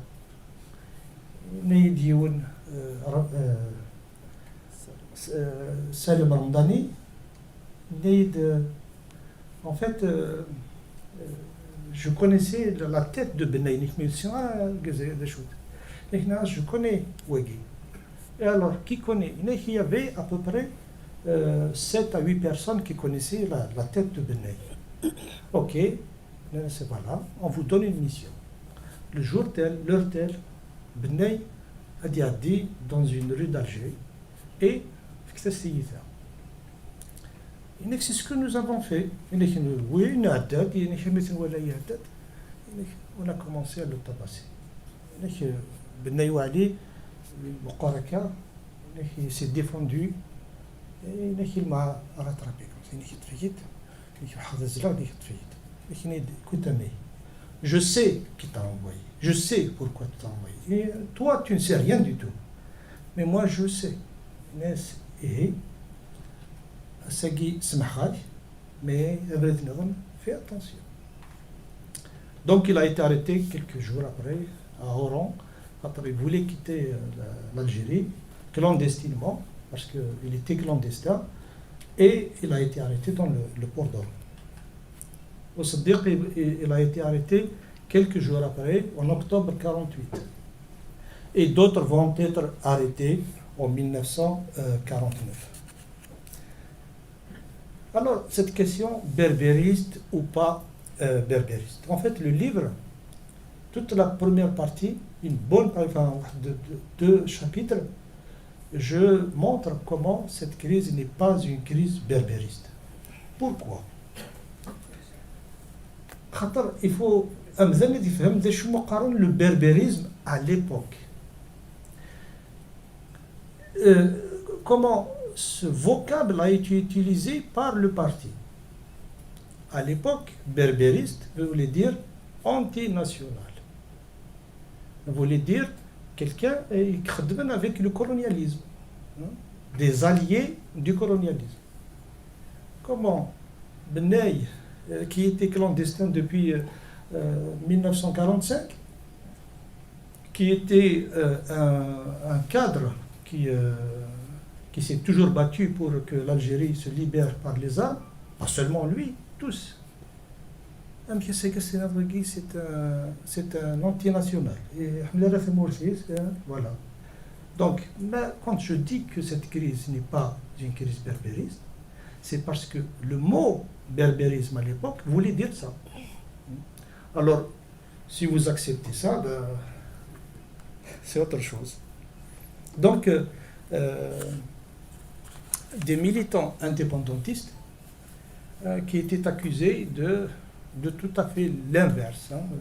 Donc si vous êtes berbère, si vous êtes comme ça, donc vous êtes des alliés du colonialisme. J'ai posé la question parce qu'il y aura une deuxième crise berbériste en 1956.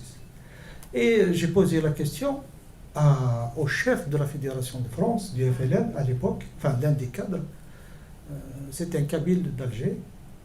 Et qu'est-ce qu'ils ont produit tout d'une manière vraiment naïve. Bon, je suis chercheur, et donc voilà, il a des documents. Est-ce qu'ils ont. Donc, vous avez accusé de berbérisme en 1956. Est-ce qu'ils ont produit des documents? Ça n'a rien à voir avec le berbérisme. Je dis alors pourquoi vous les avez accusés de berbérisme? Il n'est que tout simplement parce que eux, ils nous disaient vous êtes des centralistes. Eh bien, nous, qu'est-ce qu'on pouvait dire? Et c'est eux qui ont créé les premières sections du FLN en France. Eh, monsieur Snili, vous êtes. Eh, bien, puisque c'est des Kabyles, vous êtes des berbéristes. Et mais pourquoi ce mot berbériste? Et parce que ça a marché en 1949. Et que ça a marché en 1949, et donc on n'a fait que renouveler la chose. Voilà. Bon, on reviendra, si vous voulez, dans le débat sur cette crise de 1956. La crise de 1949 est par ses effets immédiats, lourds, et ses prolongements tenaces et de longue durée, un événement majeur dans l'histoire de l'Algérie contemporaine. Les ruptures immédiates ou lointaines qu'elle a engendrées sont des blocages à son traitement scientifique serein. Les questions qu'elle a posées, et particulièrement celles liées à la construction démocratique de l'Algérie, font peur. On s'interdit d'affronter un débat sur des questions jugées sensibles, par exemple, quand on parle de l'ethnicité, quand on parle de région, de régionalisme, de localisme, dans une société algérienne assez éclatée, de peur de porter atteinte à sa cohésion. Or, en refusant justement d'aborder ces sujets, en disqualifiant des disciplines universitaires comme l'ethnologie, comme l'histoire, surtout l'ethnologie ou l'anthropologie, et Karima en sait quelque chose, qui sont perçus comme des supports de la science coloniale, où donc on complique davantage la chose. Marginalisée, cette question identitaire a été confinée dans le discours idéologique servant des causes politiques du présent. L'aborder me permettait de contribuer à ce que l'histoire de cette question, et je le souligne, soit l'affaire de l'université et non celle des officines politiques ou partisanes. Elle me donnait aussi l'occasion de traiter du problème de la conflictualité dans une société en construction. Cette question est un sujet auquel j'ai pensé en quittant l'Algérie en 2000, et pourtant j'ai envisagé en premier lieu de travailler sur le 19e siècle. D'ailleurs, tout à l'heure, Al-Qasim a parlé de mon DEA. Mon DEA portait sur l'autorité et le pouvoir en Kabylie, période ottomane et première période de la colonisation. Mais je me suis ravisé 2 années après, et pour vous dire la vérité, c'est Mohamed Harbi qui m'a dit « Ali, qu'est-ce que tu fais dans le 19e siècle? Les gens te connaissent pour tes travaux sur la question berbère, et surtout, les témoins, il y en a, et ces témoins vont mourir, fais vite, sinon ils vont mourir, et donc voilà. » Mais en ne reprenant pas ce sujet, j'avais le sentiment de marcher sur les pas de mes enseignants de l'Université d'Alger qui m'ont refusé de travailler sur cette question. ils m'ont conseillé fraternellement. Allez, tu connais, hein? ماشي خطيني. Non, cette question, allez, tu vas la traiter après. Maintenant, tu prends une bataille, voilà, tu décris la bataille, voilà. Donc, ils m'ont conseillé d'abandonner ce sujet, sans doute de crainte de rendre compte du choix de cette recherche devant une autorité quelconque, je ne sais pas. Mais j'ai dû affronter d'autres difficultés propres à mon parcours. Je citerai 2 exemples, et même vraiment sur d'autres exemples, il n'y a pas de problème. Il ne m'a pas été facile de m'extraire de mes acquis de membre d'une société qui souffrait de la pensée unique, du refus de la pluralité et d'une histoire anticoloniale voulue sans accroc. Une révolution pure. Alors qu'il n'y a pas de révolution pure par principe.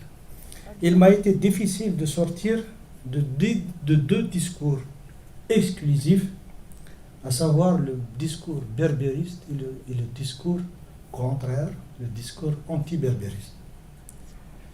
Deuxième exemple, l'ambiance au sein de l'université d'Alger, où j'ai fait mes études, n'était pas du tout saine. On a ostracisé toutes les personnes porteuses d'idées plurielles.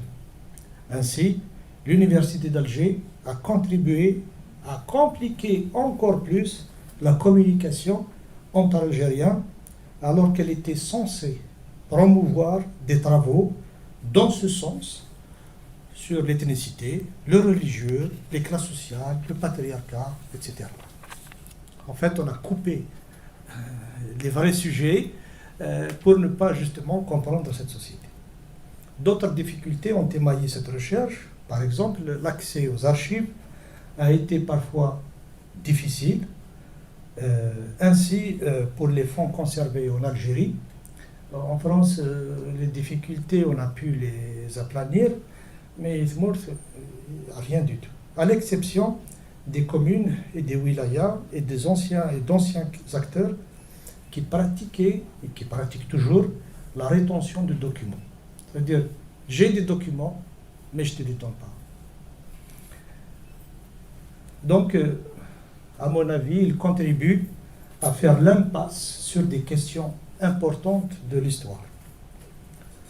N'ayant bénéficié d'aucun soutien financier, ni bourse, j'étais obligé de travailler dans un hôtel, j'ai dû restreindre mes investigations dans les domaines documentaires ou archives orales, et mes séjours dans les centres des archives étaient limités. Il faut dire que recueillir des témoignages était à la fois stimulant, mais aussi éprouvant. Je m'explique. Plusieurs grands témoins, je le mets entre guillemets parce que pour moi, il n'y a pas de grands témoins, il n'y a pas de petits témoins, il y a tout simplement des témoins. Voilà, le contexte. Donc, plusieurs grands témoins n'ont pas souhaité me donner leur version du passé, même si les raisons de ce refus sont parfois compréhensibles. Ces acteurs ont contribué à rendre ce sujet tabou et à perpétuer le silence des vaincus. Mavramad Noural sur pourquoi ces acteurs ne voulaient pas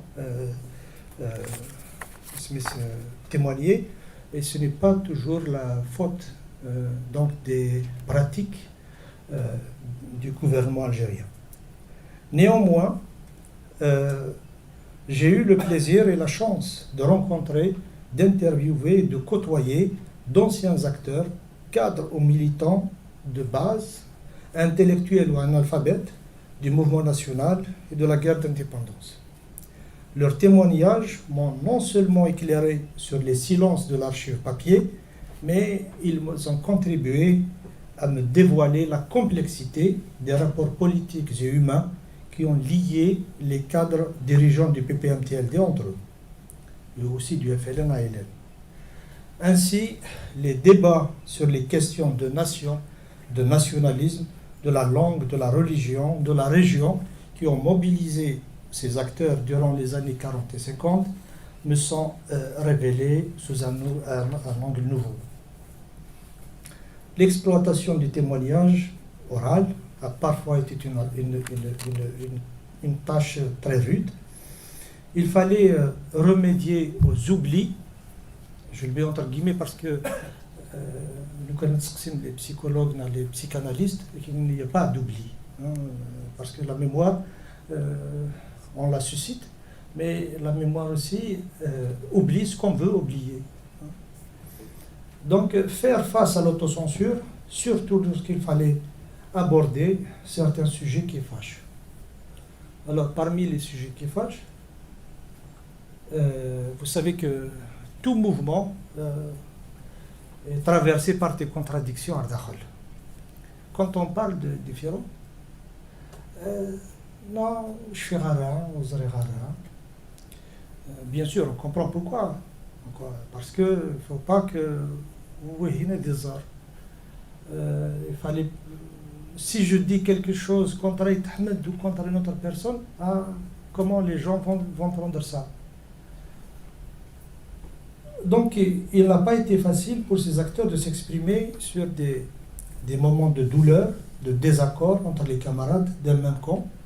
Certains engagements, dont des initiatives jugées aujourd'hui incorrectes, ont été totalement gommées. Mes questions sur certains sujets, comme par exemple le maraboutisme ou l'implication des chefs kabyles dans la chasse des contestataires de 1949, n'ont pas eu de réponse chez un grand nombre d'acteurs. C'est-à-dire, pourquoi Waghi, pourquoi il était contre vous? Je ne trouvais pas de réponse. La mémoire du groupe devait être préservée sans tâche. Donc chaque groupe préservait sa mémoire et que l'autre ne l'attaque pas. Certains témoignages m'ont été donnés sur le sceau de la confidentialité en lien avec mon origine kabyle. Il y en a chez Dina, mais je ne cite pas le nom, mais Ali Zred, faut pas,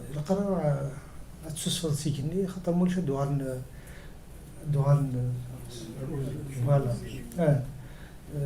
qui veut dire, je te dis des choses, mais tout ce qui touche la Kabylie, il faut le cacher, ne dis pas. Donc il faut, en fait, ce que le pouvoir a fait, à savoir gommer les choses, ils n'ont fait que la même chose. Enfin, ce sont les mêmes pratiques. Certains témoignages, il m'a été demandé d'en faire bon usage et de ne pas trahir la mémoire des acteurs décédés. Oui, en fait, il ne faut pas dire des choses qui portent atteinte à leur mémoire. Alors, donc il ne faut rien dire. C'est-à-dire que là où des questions se posent, où des problèmes se sont posés dans le passé, eh bien non, tout simplement pour donc, sauvegarder la mémoire du groupe. Et ce travail, qui propose aussi une étude critique des archives écrites, montre les limites et les contradictions des divers rapports de police et des services de renseignement. Donc c'est vrai que je me suis beaucoup appuyé sur ce que j'ai eu comme archives, à savoir les archives de la police française et des services secrets français. La démarche de cette recherche a été guidée par une question fondamentale: comment le référent identitaire kabyle est devenu un analyseur important, pertinent de l'histoire politique de l'Algérie contemporaine et du nationalisme radical et indépendantiste. Ce paramètre renvoie à des lignes de clivage, des éléments de conflictualité qui ont contribué avec d'autres à susciter des divisions et des suspicions au sein du Parti du peuple algérien, puis du FLN-ALN. Ces ingrédients qui sont au principe de la lutte politique évoluent dans un cadre socio-historique et géographique bien déterminé, à savoir le nationalisme algérien depuis 1945 en Algérie, en Kabylie et en France. La fin de la Deuxième Guerre mondiale favorise l'avènement de nouvelles formes d'organisation au sein du PPA. Une nouvelle génération émerge, porteuse de nouveaux questionnements sur le fonctionnement du parti, le projet insurrectionnel, mais aussi sur la définition de la nation algérienne. Donc, le groupe de Benaknour, même si eux n'utilisent pas, ou du moins n'utilisaient pas en 1949 cette définition groupe de Benaknour, mais on leur a collé l'étiquette. Autant de paramètres importants, porteurs de facteurs de clivage qui vont susciter des conflits d'ordre politique, qui vont se muer en un antagonisme identitaire fondé sur l'appropriation polémique et la manipulation politique des catégories classificatoires, par exemple la langue, l'ethnie, la région, la nation. Et tout ça va déboucher sur ce qu'on appelle la crise de 1949, dite berbériste. J'ai montré comment la construction identitaire a élaboré par des hommes de religion, les ulama, pour définir l'identité algérienne, de même que la ventilation des composantes ethniques de l'Algérie en arabe et berbère, faite par les administrateurs coloniaux, repose sur quelque chose d'extrêmement important, la falsification de l'histoire. J'ai évoqué dans ce même registre l'indissociabilité du politique et du religieux et surtout le principe du consensus. J'ai montré l'histoire de la gestion de l'ethnicité par le nationalisme radical et l'émergence d'un mouvement identitaire kabyle. Le principal enjeu que j'apporte au débat réside dans l'imposition, et je souligne l'imposition de la définition de cette crise, de ses enjeux et de ses modalités. En clair, c'est le fait que les acteurs qui gagnent un combat politique parviennent à en imposer une définition contemporaine et à la postérité. 1949, qui a imposé la définition de cette crise comme berbériste? Eh bien, ce sont les acteurs qui ont gagné la crise, c'est-à-dire qui ont gagné le combat, à savoir donc la direction du parti, hein, et les vaincus. C'est ce qu'on a appelé, c'est les gens qu'on a appelés les berbéristes, à savoir Belhoussine, Hamlin, Wali Benay et d'autres. Je montre d'un côté que non seulement les nationalistes qui ont triomphé de cette crise, ils sont parvenus en invoquant le danger du berbérisme. Alors, il y avait des militants qui croyaient vraiment que ces gens étaient berbéristes et donc étaient des ennemis, un danger pour la nation. Mais la plupart des cadres du parti, je parle bien des cadres, savaient que c'était une stratégie. Une stratégie, pour les isoler dans le parti, mais aussi pour isoler la Kabylie dans le mouvement national. Et cette stratégie continue. Je montre d'un côté, les mêmes militants qui sont parvenus à consolider leur position dans le parti en jouant sur des mécanismes clientélistes ou régionalistes. Quand je parle de clientélistes ou régionalistes, c'est-à-dire que en disant, en montrant les Kabyles comme étant des ennemis, des dangers, des ennemis de l'intérieur, on favorise donc une partie de cette direction à émerger, à prendre la place. Pourquoi? Parce qu'en 1947, plusieurs cadres, surtout de l'Algérois, ont été évincés du parti, et donc on a donné les places donc à ceux que j'ai cités tout à l'heure. Donc cette crise a donné je ne sais pas comment on appelle, l'occasion pour ces gens de revenir. De plus on est anti-berbériste, de plus on s'intègre dans l'interaction.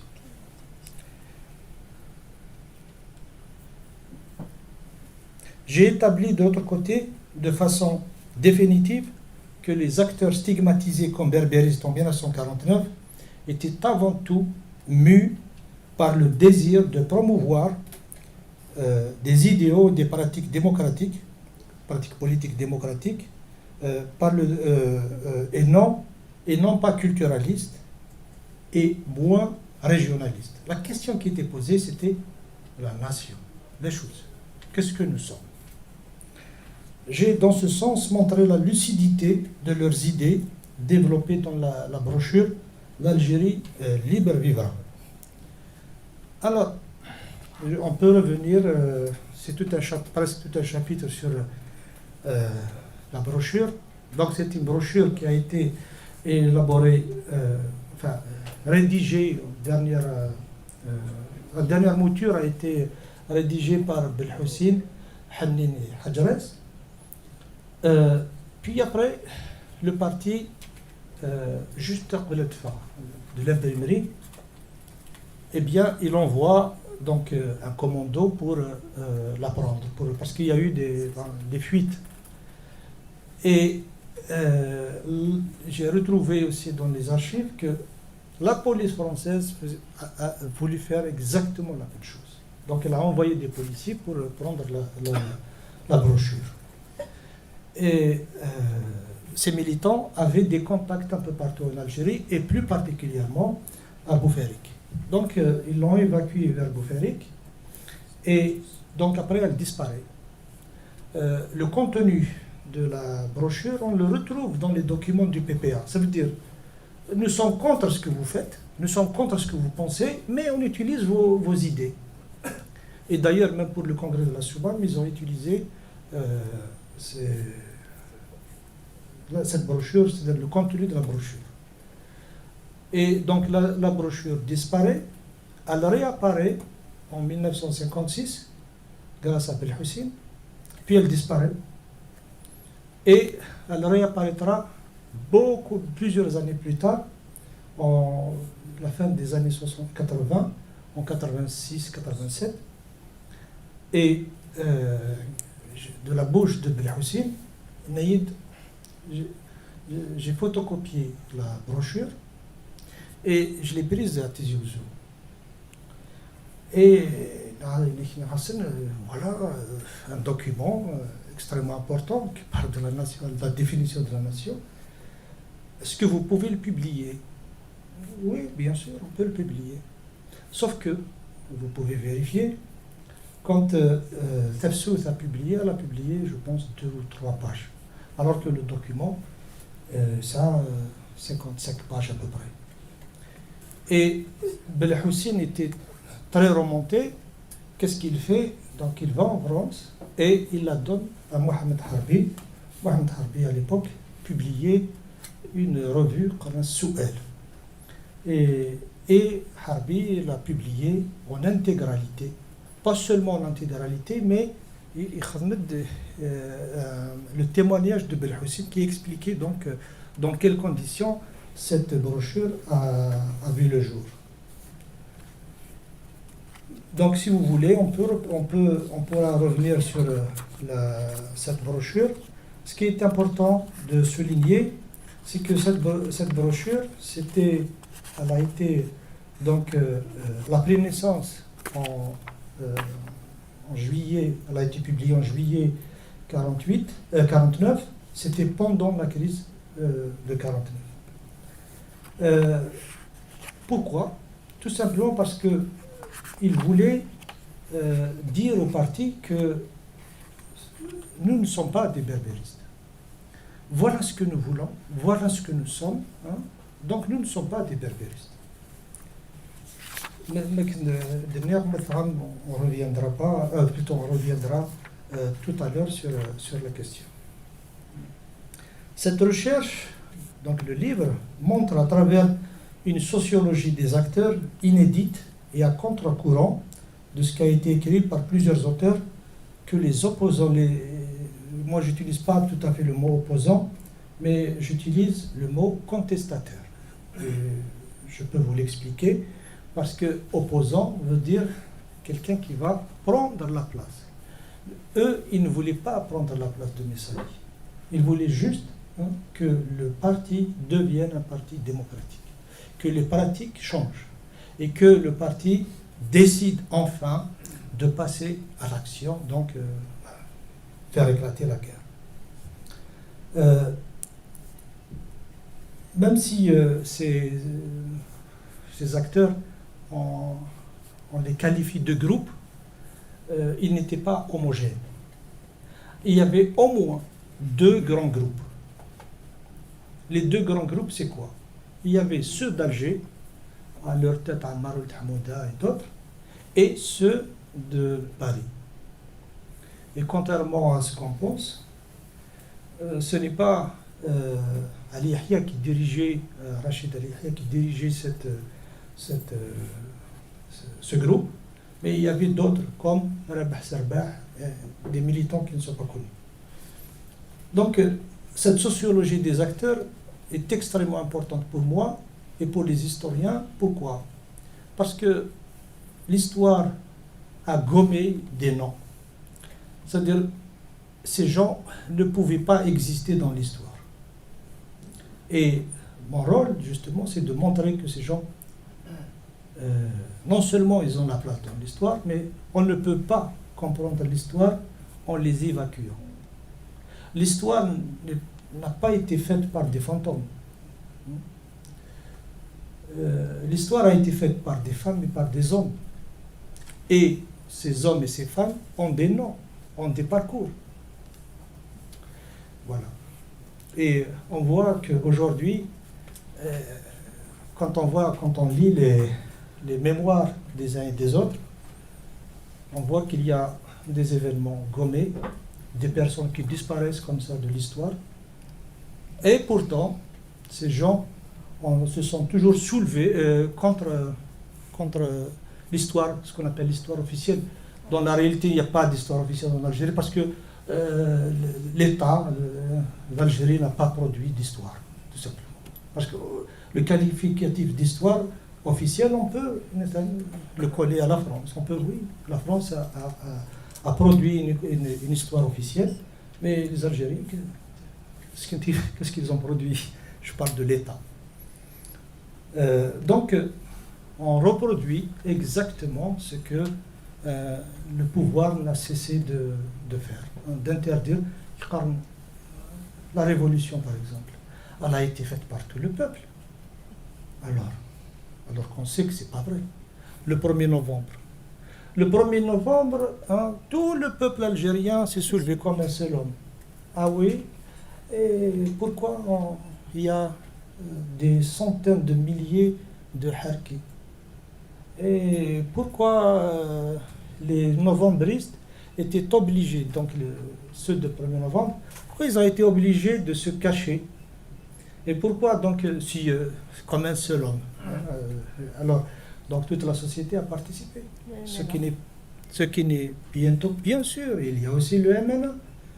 Alors, c'est-à-dire qu'en réalité, qu'est-ce qu'on développe, et d'ailleurs je le vois aussi aujourd'hui, c'est que cette guerre ne pouvait pas, cette société algérienne ne pouvait pas enfanter des éléments qui pouvaient poser des problèmes. Alors, dans un débat, à Paris,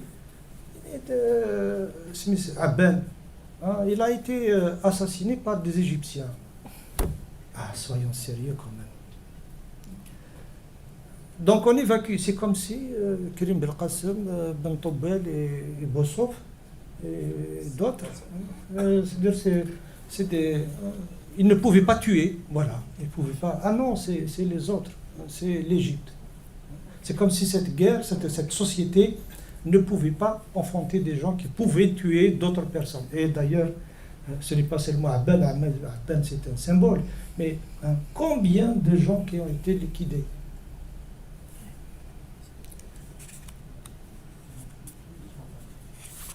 Alors, aussi, j'ai démontré que, contrairement à ce qui a été dit et écrit, que la crise de 49 a été longue. Alors, tous les écrits avant, c'est une crise passagère, rapide. La crise passagère, elle a débuté en mars 49, elle a pris fin vers fin 51, une crise. Et la crise de 49, elle n'a touché que la Kabylie. Alors que, et je montre, j'ai mis une carte, la crise s'étend jusqu'en Oranie. Et justement, pourquoi l'Oranie?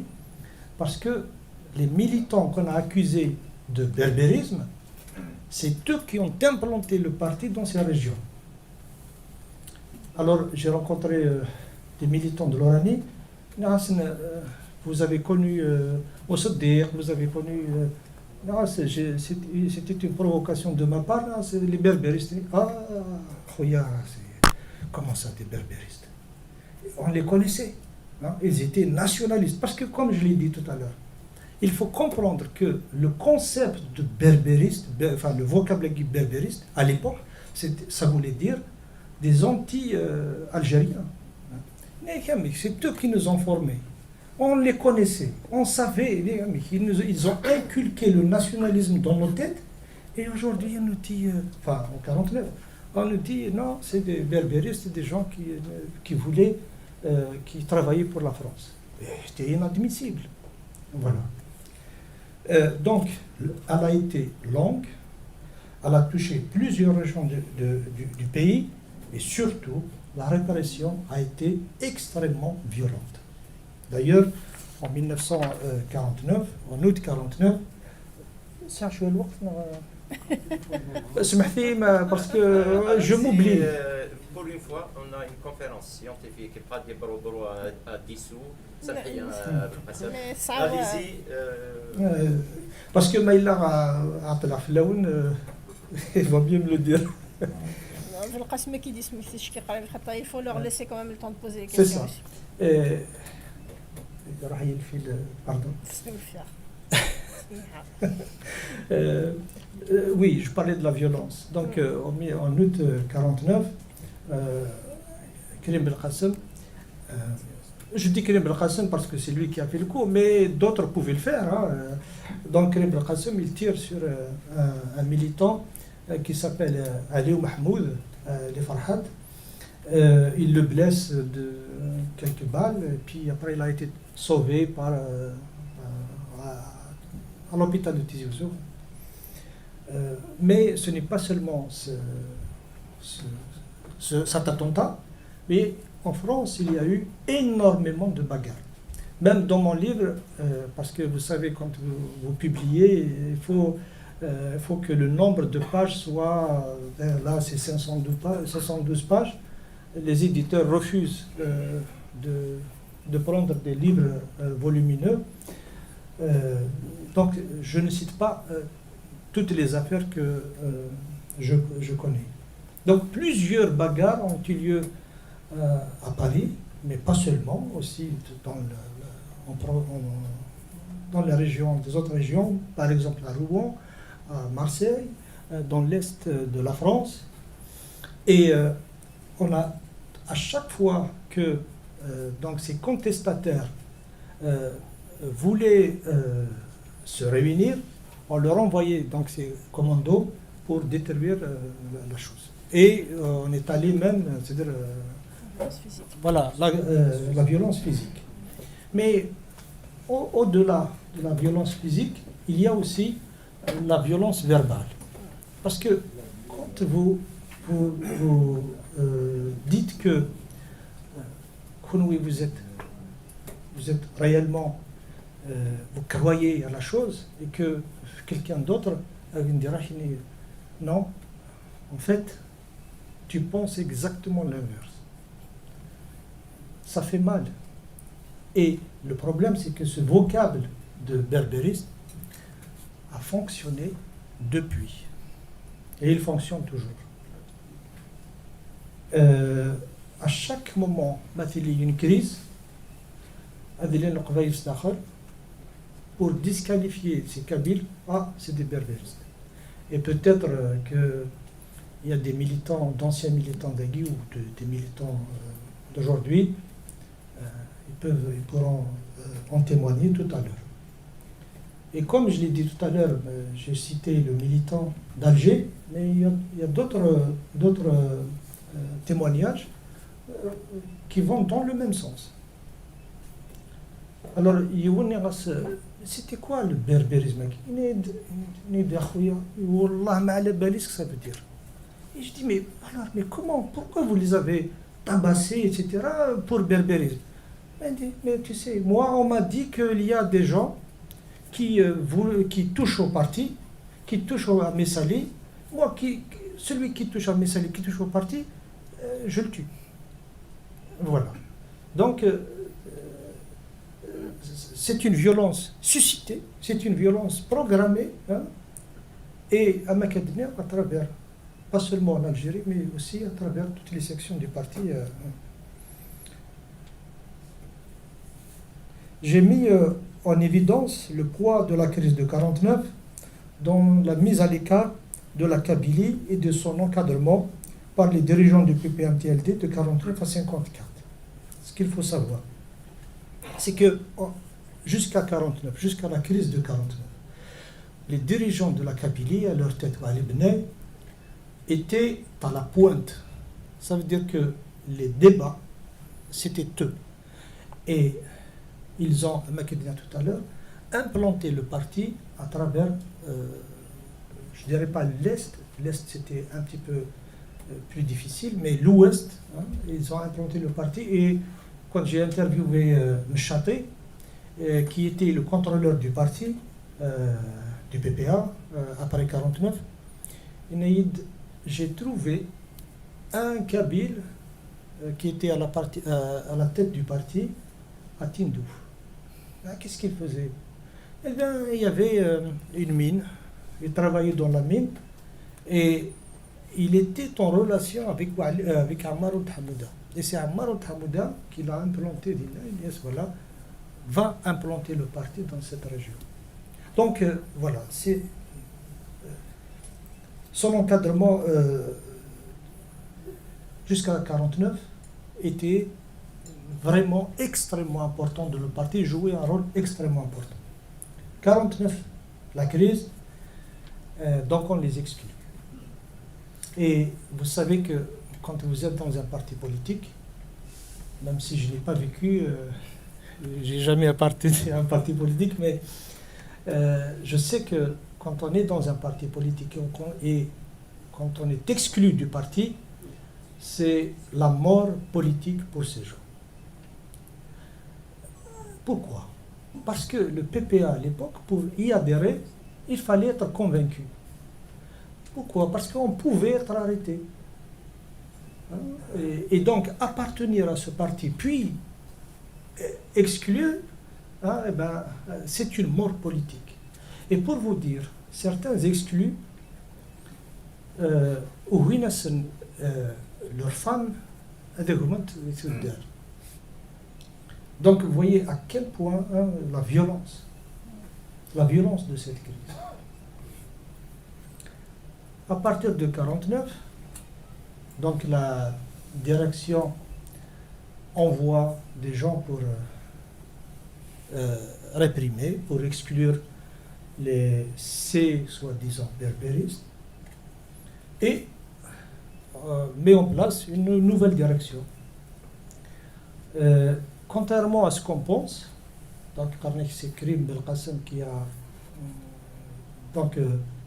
dirigé cette fédération jusqu'en 1962, c'est pas juste, parce que le parti a envoyé quelqu'un d'autre, Qarnes Iwachou, qui veut dire que c'est un gars de Bijaya. Et Ça va me revenir durant les Smith. Et puis, ce militant, donc il travaillait avec les deux, à savoir Ouamran et Krim. Pourquoi je dis que c'est extrêmement important pour cette crise, plutôt cette période de l'histoire, c'est que le parti, quand il se réunissait, donc les directions régionales, il y avait 12 wilayas, je pense, et 10 wilayas se rencontraient ensemble, avec Sidi Ali Abdelhamid, qui était le président du comité, le chef du comité d'organisation du parti. Donc ils se réunissaient ensemble, la Kabylie Wahdas. Et ça, c'est jusqu'en 1954. Pourquoi? Parce qu'on avait peur donc que des contacts se tissent, des relations se tissent entre Karim El-Qassem et d'autres, enfin entre la direction de la Kabylie avec les autres wilayas. Et d'ailleurs, en 1954, quand il y a eu des négociations, ils ont cherché qui connaissait Karim. Est-ce que il y avait très peu. Deuxième chose, c'est que l'encadrement de la Kabylie jusqu'en 1949 était un encadrement, j'allais dire intellectuel, pas tout à fait, mais c'est des gens qui à l'université grands et donc qui posaient des questions et qui apportaient des solutions à des choses. À partir de 1949, ce sont des maquisards. Donc leur niveau est un niveau élémentaire. Et d'ailleurs, après, ça va se répercuter sur l'encadrement à partir de 1954 jusqu'à 1962. J'ai montré pour la période de la guerre d'indépendance comment la Kabylie s'est imposée comme une région pivot dans la lutte libératrice et a permis à ses cadres de jouer les premiers rôles dans la direction du FLN-ALN et d'être perçus comme hégémoniques dans la conduite de la guerre. D'où l'exaspération du sentiment anti-kabyle chez leurs concurrents. Aussi, une fois, il y avait quelqu'un qui m'a reproché que nous, on a dirigé la guerre tout simplement parce qu'on était plus intelligents que les autres. Alors qu'en histoire, on a dit tout à l'heure, si on ne prend pas l'événement dans son contexte, on ne comprendra rien. Si on prend, c'est vrai que les Kabyles ont dirigé pendant un moment la guerre, à savoir en 1956, Abben dirigeait le FLN. La Wilaya 3, la Wilaya 4, la Wilaya 6, la Fédération de France était dirigée par des Kabyles. Dire comme ça, oui, c'est parfait. Sauf que il faut voir pourquoi ces gens. Merouche a été envoyé aussi chez les Orex, voilà, pour faire régner l'ordre et faire accepter les décisions du Congrès de Rassemblement. Alors, je te fais confiance, hein, mais là, si je dépasse, en fait, qu'est-ce qui s'est passé? C'est que le 1er novembre 1954, l'Algérois n'a pas d'éléments pour faire le premier coup de feu. Donc, qu'est-ce qu'ils ont demandé? Voilà, on manque d'armes, on manque de personnel. Est-ce que vous pouvez nous aider? Qu'est-ce que Karim a fait? Il délègue Ouamran. Et Ouamran a pris un certain nombre de personnes, d'éléments, et chez Hassan pour faire le premier coup de feu dans la Métidja, Blida, Boufarik, etc. Alors, on se pose la question, mais pourquoi l'Algérois n'en avait pas, alors que la Kabylie avait de l'excès, enfin, avec plusieurs militants. Eh bien, tout simplement, ça se comprend. Tout simplement, la Kabylie n'a pas été touchée par la crise de 1954 du PPA. Toutes les autres régions d'Algérie ont été touchées. Donc, qui veut dire déstabilisée. Seule la Kabylie est restée unie. Vous comprenez maintenant pourquoi je vous disais que le parti, hein, quand il se réunissait, toutes les sections, sauf la Kabylie ou Hadès. Et donc, quand arrive, d'ailleurs, il découvre cette crise. Il la découvre en mars 1954, alors que la crise a commencé plusieurs mois avant. Découvre la crise. Ah, qu'est-ce qui s'est passé? Et c'est comme ça que, et comment ils l'ont découverte, c'est grâce à une lettre d'un militant envoyé de France pour informer. Voilà, il y a une crise au sein du parti. Et c'est comme si ça allait de Guinée, la crise. Alors que dans d'autres wilayas, ils savaient. Et donc, pour la Kabylie, c'est des gens qui sont restés. Il n'y avait pas de contact, ou il y avait peu de contact avec les autres régions d'Algérie. Et il y avait aussi l'autorité de Krim et de Ouamran, parce que souvent on cite Krim et on oublie le rôle de Ouamran, qui est un rôle, à mon avis, qui est un rôle extrêmement important. Et donc, ils étaient intransigeants sur plusieurs choses, par exemple la discipline. Et la plupart de l'encadrement, la plupart des cadres de la Kabylie étaient des menfilles, des clandestins, donc des hommes en armes. Voilà. Donc, Krim envoie Ouamran et il fait le premier coup de feu dans cette région. En se retirant, il a été dans la région de Palestro, Khdaria. Donc, à cheval entre la Kabylie et Alger. En février 1955, le chef de la zone 4, qui va devenir Wilaya 4, est arrêté, Bétad. Et l'encadrement, les cadres se rencontrent, et ils ne sont pas du tout kabyles. Ils se rencontrent et se disent, quoi faire? Ben, Souidani Boujma, écoute, on connaît Ouamran, on connaît Krim, ils sont juste à côté, on a des contacts avec eux, puisque Alger et la Kabylie c'est juste à côté. On va demander à Krim de nous aider. Et donc, Souidani Boujma et les autres contactent Krim. Et Krim, oui, pourquoi pas. Et il délègue Ouamran. Et donc Ouamran devient le chef de la zone 4, qui va devenir plus tard Wilaya 4. Voilà comment Ouamran est devenu. Donc, ce n'est pas une intelligence, ce n'est pas un affaire. Bien sûr que Ouamran était intelligent. Et contrairement à ce Nathan, il était non seulement intelligent, mais c'était quelqu'un, parce qu'on le présente comme fruste, comme un maquisard, Nathan, mais il lisait beaucoup. Et Naïd Hadras, il m'a demandé l'Obcom, le livre qui parle de la révolution, je pense, russe. Et Naïd, quand il m'a demandé ce livre, Ouamran pouvait lire ce livre, c'est incroyable. En plus, c'est un livre très difficile. Et autre chose, c'est que Ouamran est resté en contact avec ce qu'on a appelé berbéristes en 1949. Alors, Wilaya 4, Wilaya 6 aussi.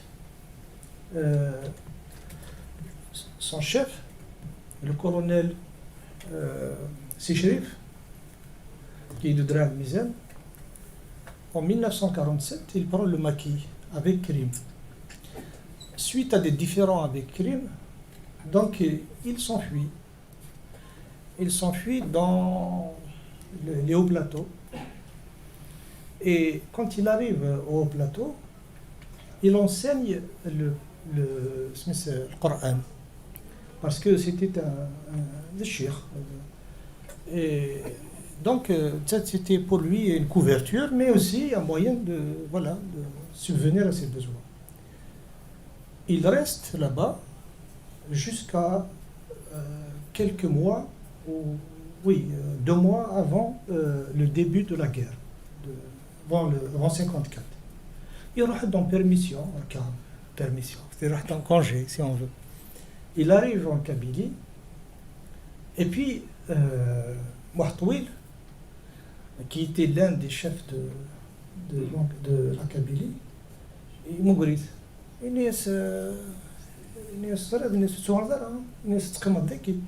Pourquoi? Parce qu'il préparait le passage à la lutte armée. Et il a informé, voilà, on prépare un coup, donc il faut que tu restes, ne retourne pas dans le haut plateau. Il y est resté, et d'ailleurs c'est l'un des cadres de la wilaya de la zone 3. Parmi ces tâches, c'était de poursuivre vers le sud de la Kabylie les MNA, les messalistes. Et c'est ce qu'il a fait.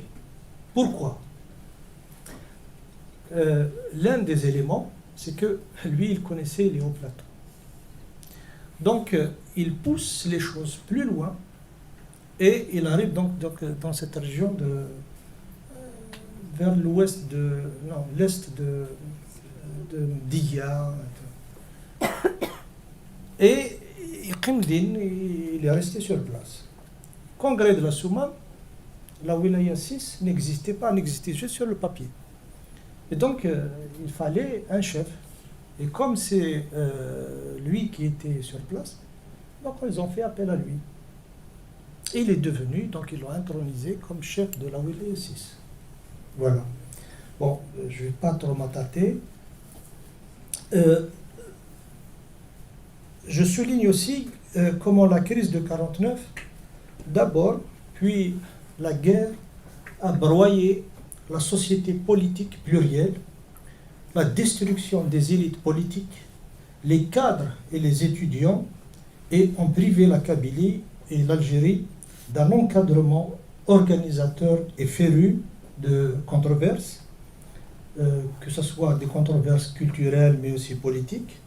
J'ai montré aussi comment et pourquoi des militants de 1949 qui ont pourtant rejoint le FLN-ALN ont été assassinés en Kabylie même. Et je pense que la plupart des gens ici connaissent les assassinats 56-57 de Siwali, de Siwali Ben Naïd, Ammar al-Hamouda, de plusieurs autres militants. Certains ont perdu la vie pendant la pluie. Il y a un militant qui est très mal connu, c'est Saïd Dakhli, Qarnes Saïd Stilo. Et c'était un élément extrêmement important de le nationalisme, mais aussi pendant la guerre. Il a été liquidé dans l'affaire de la Bluide. J'ai décrit les conséquences du congrès de la Soumam et l'extension territoriale de la zone puis Wilaya 3, et j'ai cartographié à travers une carte inédite les changements opérés entre le 1er novembre 1954 et le 20 août 1956. Pour la première fois de l'histoire de la Kabylie, je le montre dans le livre, Krib a réussi à unifier la Kabylie. Il a réussi là où Ali Ben Naï a échoué en 1945. Parce que c'était aussi une demande en 1945 de Wali Ben Naï, d'Ammar Sadiq, de Aït Ahmed, etc. Ils ont demandé au parti cette région, après le 1945, a été déstructurée. Vous savez que donc, cette région de Kabylie a subi donc, les massacres de mai 1945. Ils ont demandé, voilà, puisqu'il n'y a pas d'encadrement, on va la prendre en charge. Pas touche. On ne touche pas. Et donc, c'est le fameux danger kabyle. Donc, Krim réussit pour la première fois à unifier la Kabylie. De quelle manière? Et pourquoi je parle d'unification de la Kabylie?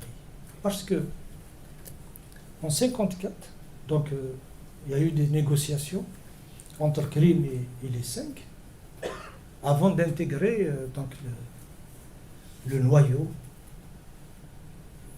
La première chose, c'est qu'on lui a dit tu seras sous la responsabilité de Didouche, Alger. Après, Didouche, il a été envoyé dans le Constantinois. Mais c'était sur la responsabilité de Didouche. Et bien sûr, Karim et Avran ont refusé. Et la deuxième étape, voilà, la Kabylie va en quelque sorte être limitée à l'ancien département d'Alger, plutôt de Tizi Ouzou, l'ancien arrondissement à savoir donc Boumerdès, Sdeoul Jurjura, puis ce qu'on appelle la Wilaya Tizi Ouzou Toura, à peu près. Ok, d'accord. La guerre éclate. Ce qu'on appelle la petite Kabylie, je déteste dire petite et grande Kabylie parce que ça ne veut absolument rien dire. C'est péjoratif, absolument. Et donc la Kabylie de la Soumane est restée son chef. Pourquoi? Parce que cette région appartenait au Constantinois, à la wilaya, enfin à la zone 2. Et qu'est-ce qui se passe? Pourquoi donc il n'y a pas eu le premier coup dans cette région? Tout simplement parce que son chef, ou le Psir, le Tezmelt, a rejoint le MNA. Donc a rejoint Messali. Donc il ne pouvait pas, bien sûr, appartenir à deux organisations. Et donc, qu'est-ce que fait Krim? Donc il installe donc, le FLN dans cette région. Pour vous dire, parfois d'une manière souple, parfois d'une manière violente. Et en 1956, congrès de la Soumane, Krim s'est accaparé tout ce qu'on appelle aujourd'hui la wilaya de Bijaya, mais pas seulement. Il va vers le sud jusqu'à Msila. Et on va s'est posé le problème au congrès de la Soumane. D'ailleurs, il y a eu des problèmes, les discussions étaient houleuses. Et donc après, bon, c'était un peu trop tard, puisqu'ils sont là. Ils ont organisé à Merouche, donc a été envoyé vers l'est, Mira et le futur colonel Sechrif vers le sud. Mais en arrivant dans ces régions, ils ont installé l'organisation. Donc voilà, les dirigeants du FLN, ALN en 1956 au congrès de la Soumane étaient face à une situation de fait, voilà, on est là, c'est-à-dire que c'est nous qui occupons. Alors qu'en 1954, toute la Kabylie de la Soumane jusqu'à Sétif appartenait à la zone 2. Voilà. D'accord. J'ai montré la place prépondérante de la Kabylie dans le contrôle de l'immigration en France, ce qui m'a amené à mettre en exergue pour la première fois une deuxième crise berbériste en 1956 en France. L'ethnicisation du débat a été lancée en 1949. La propagande anti-kabyle est depuis ressassée à chaque crise politique majeure au moment de lutte pour le pouvoir ou de contestation du pouvoir, depuis 1962. On a voulu, depuis 1949, isoler la Kabylie des autres régions du pays et circonscrire les contestations démocratiques à la Kabylie. Pour terminer, comme vous le savez, et il est difficile, comme je l'ai dit tout à fait au début, d'être historien dans une société dans laquelle certains ne cherchent pas à comprendre le passé, mais plutôt à justifier des positions du moment et à donner des versions rassurantes de l'histoire, loin de l'objectivité que m'impose ma discipline. J'espère avoir apporté au moins quelques éléments, une contribution à l'histoire contemporaine de la Kabylie et de l'Algérie. J'espère que j'ai apporté une contribution à un débat apaisé sur ce passé, loin des polémiques qui ont pour but donc l'utilisation de l'histoire à des fins politiques immédiates. Et je vous remercie et j'attends vos questions. D'accord.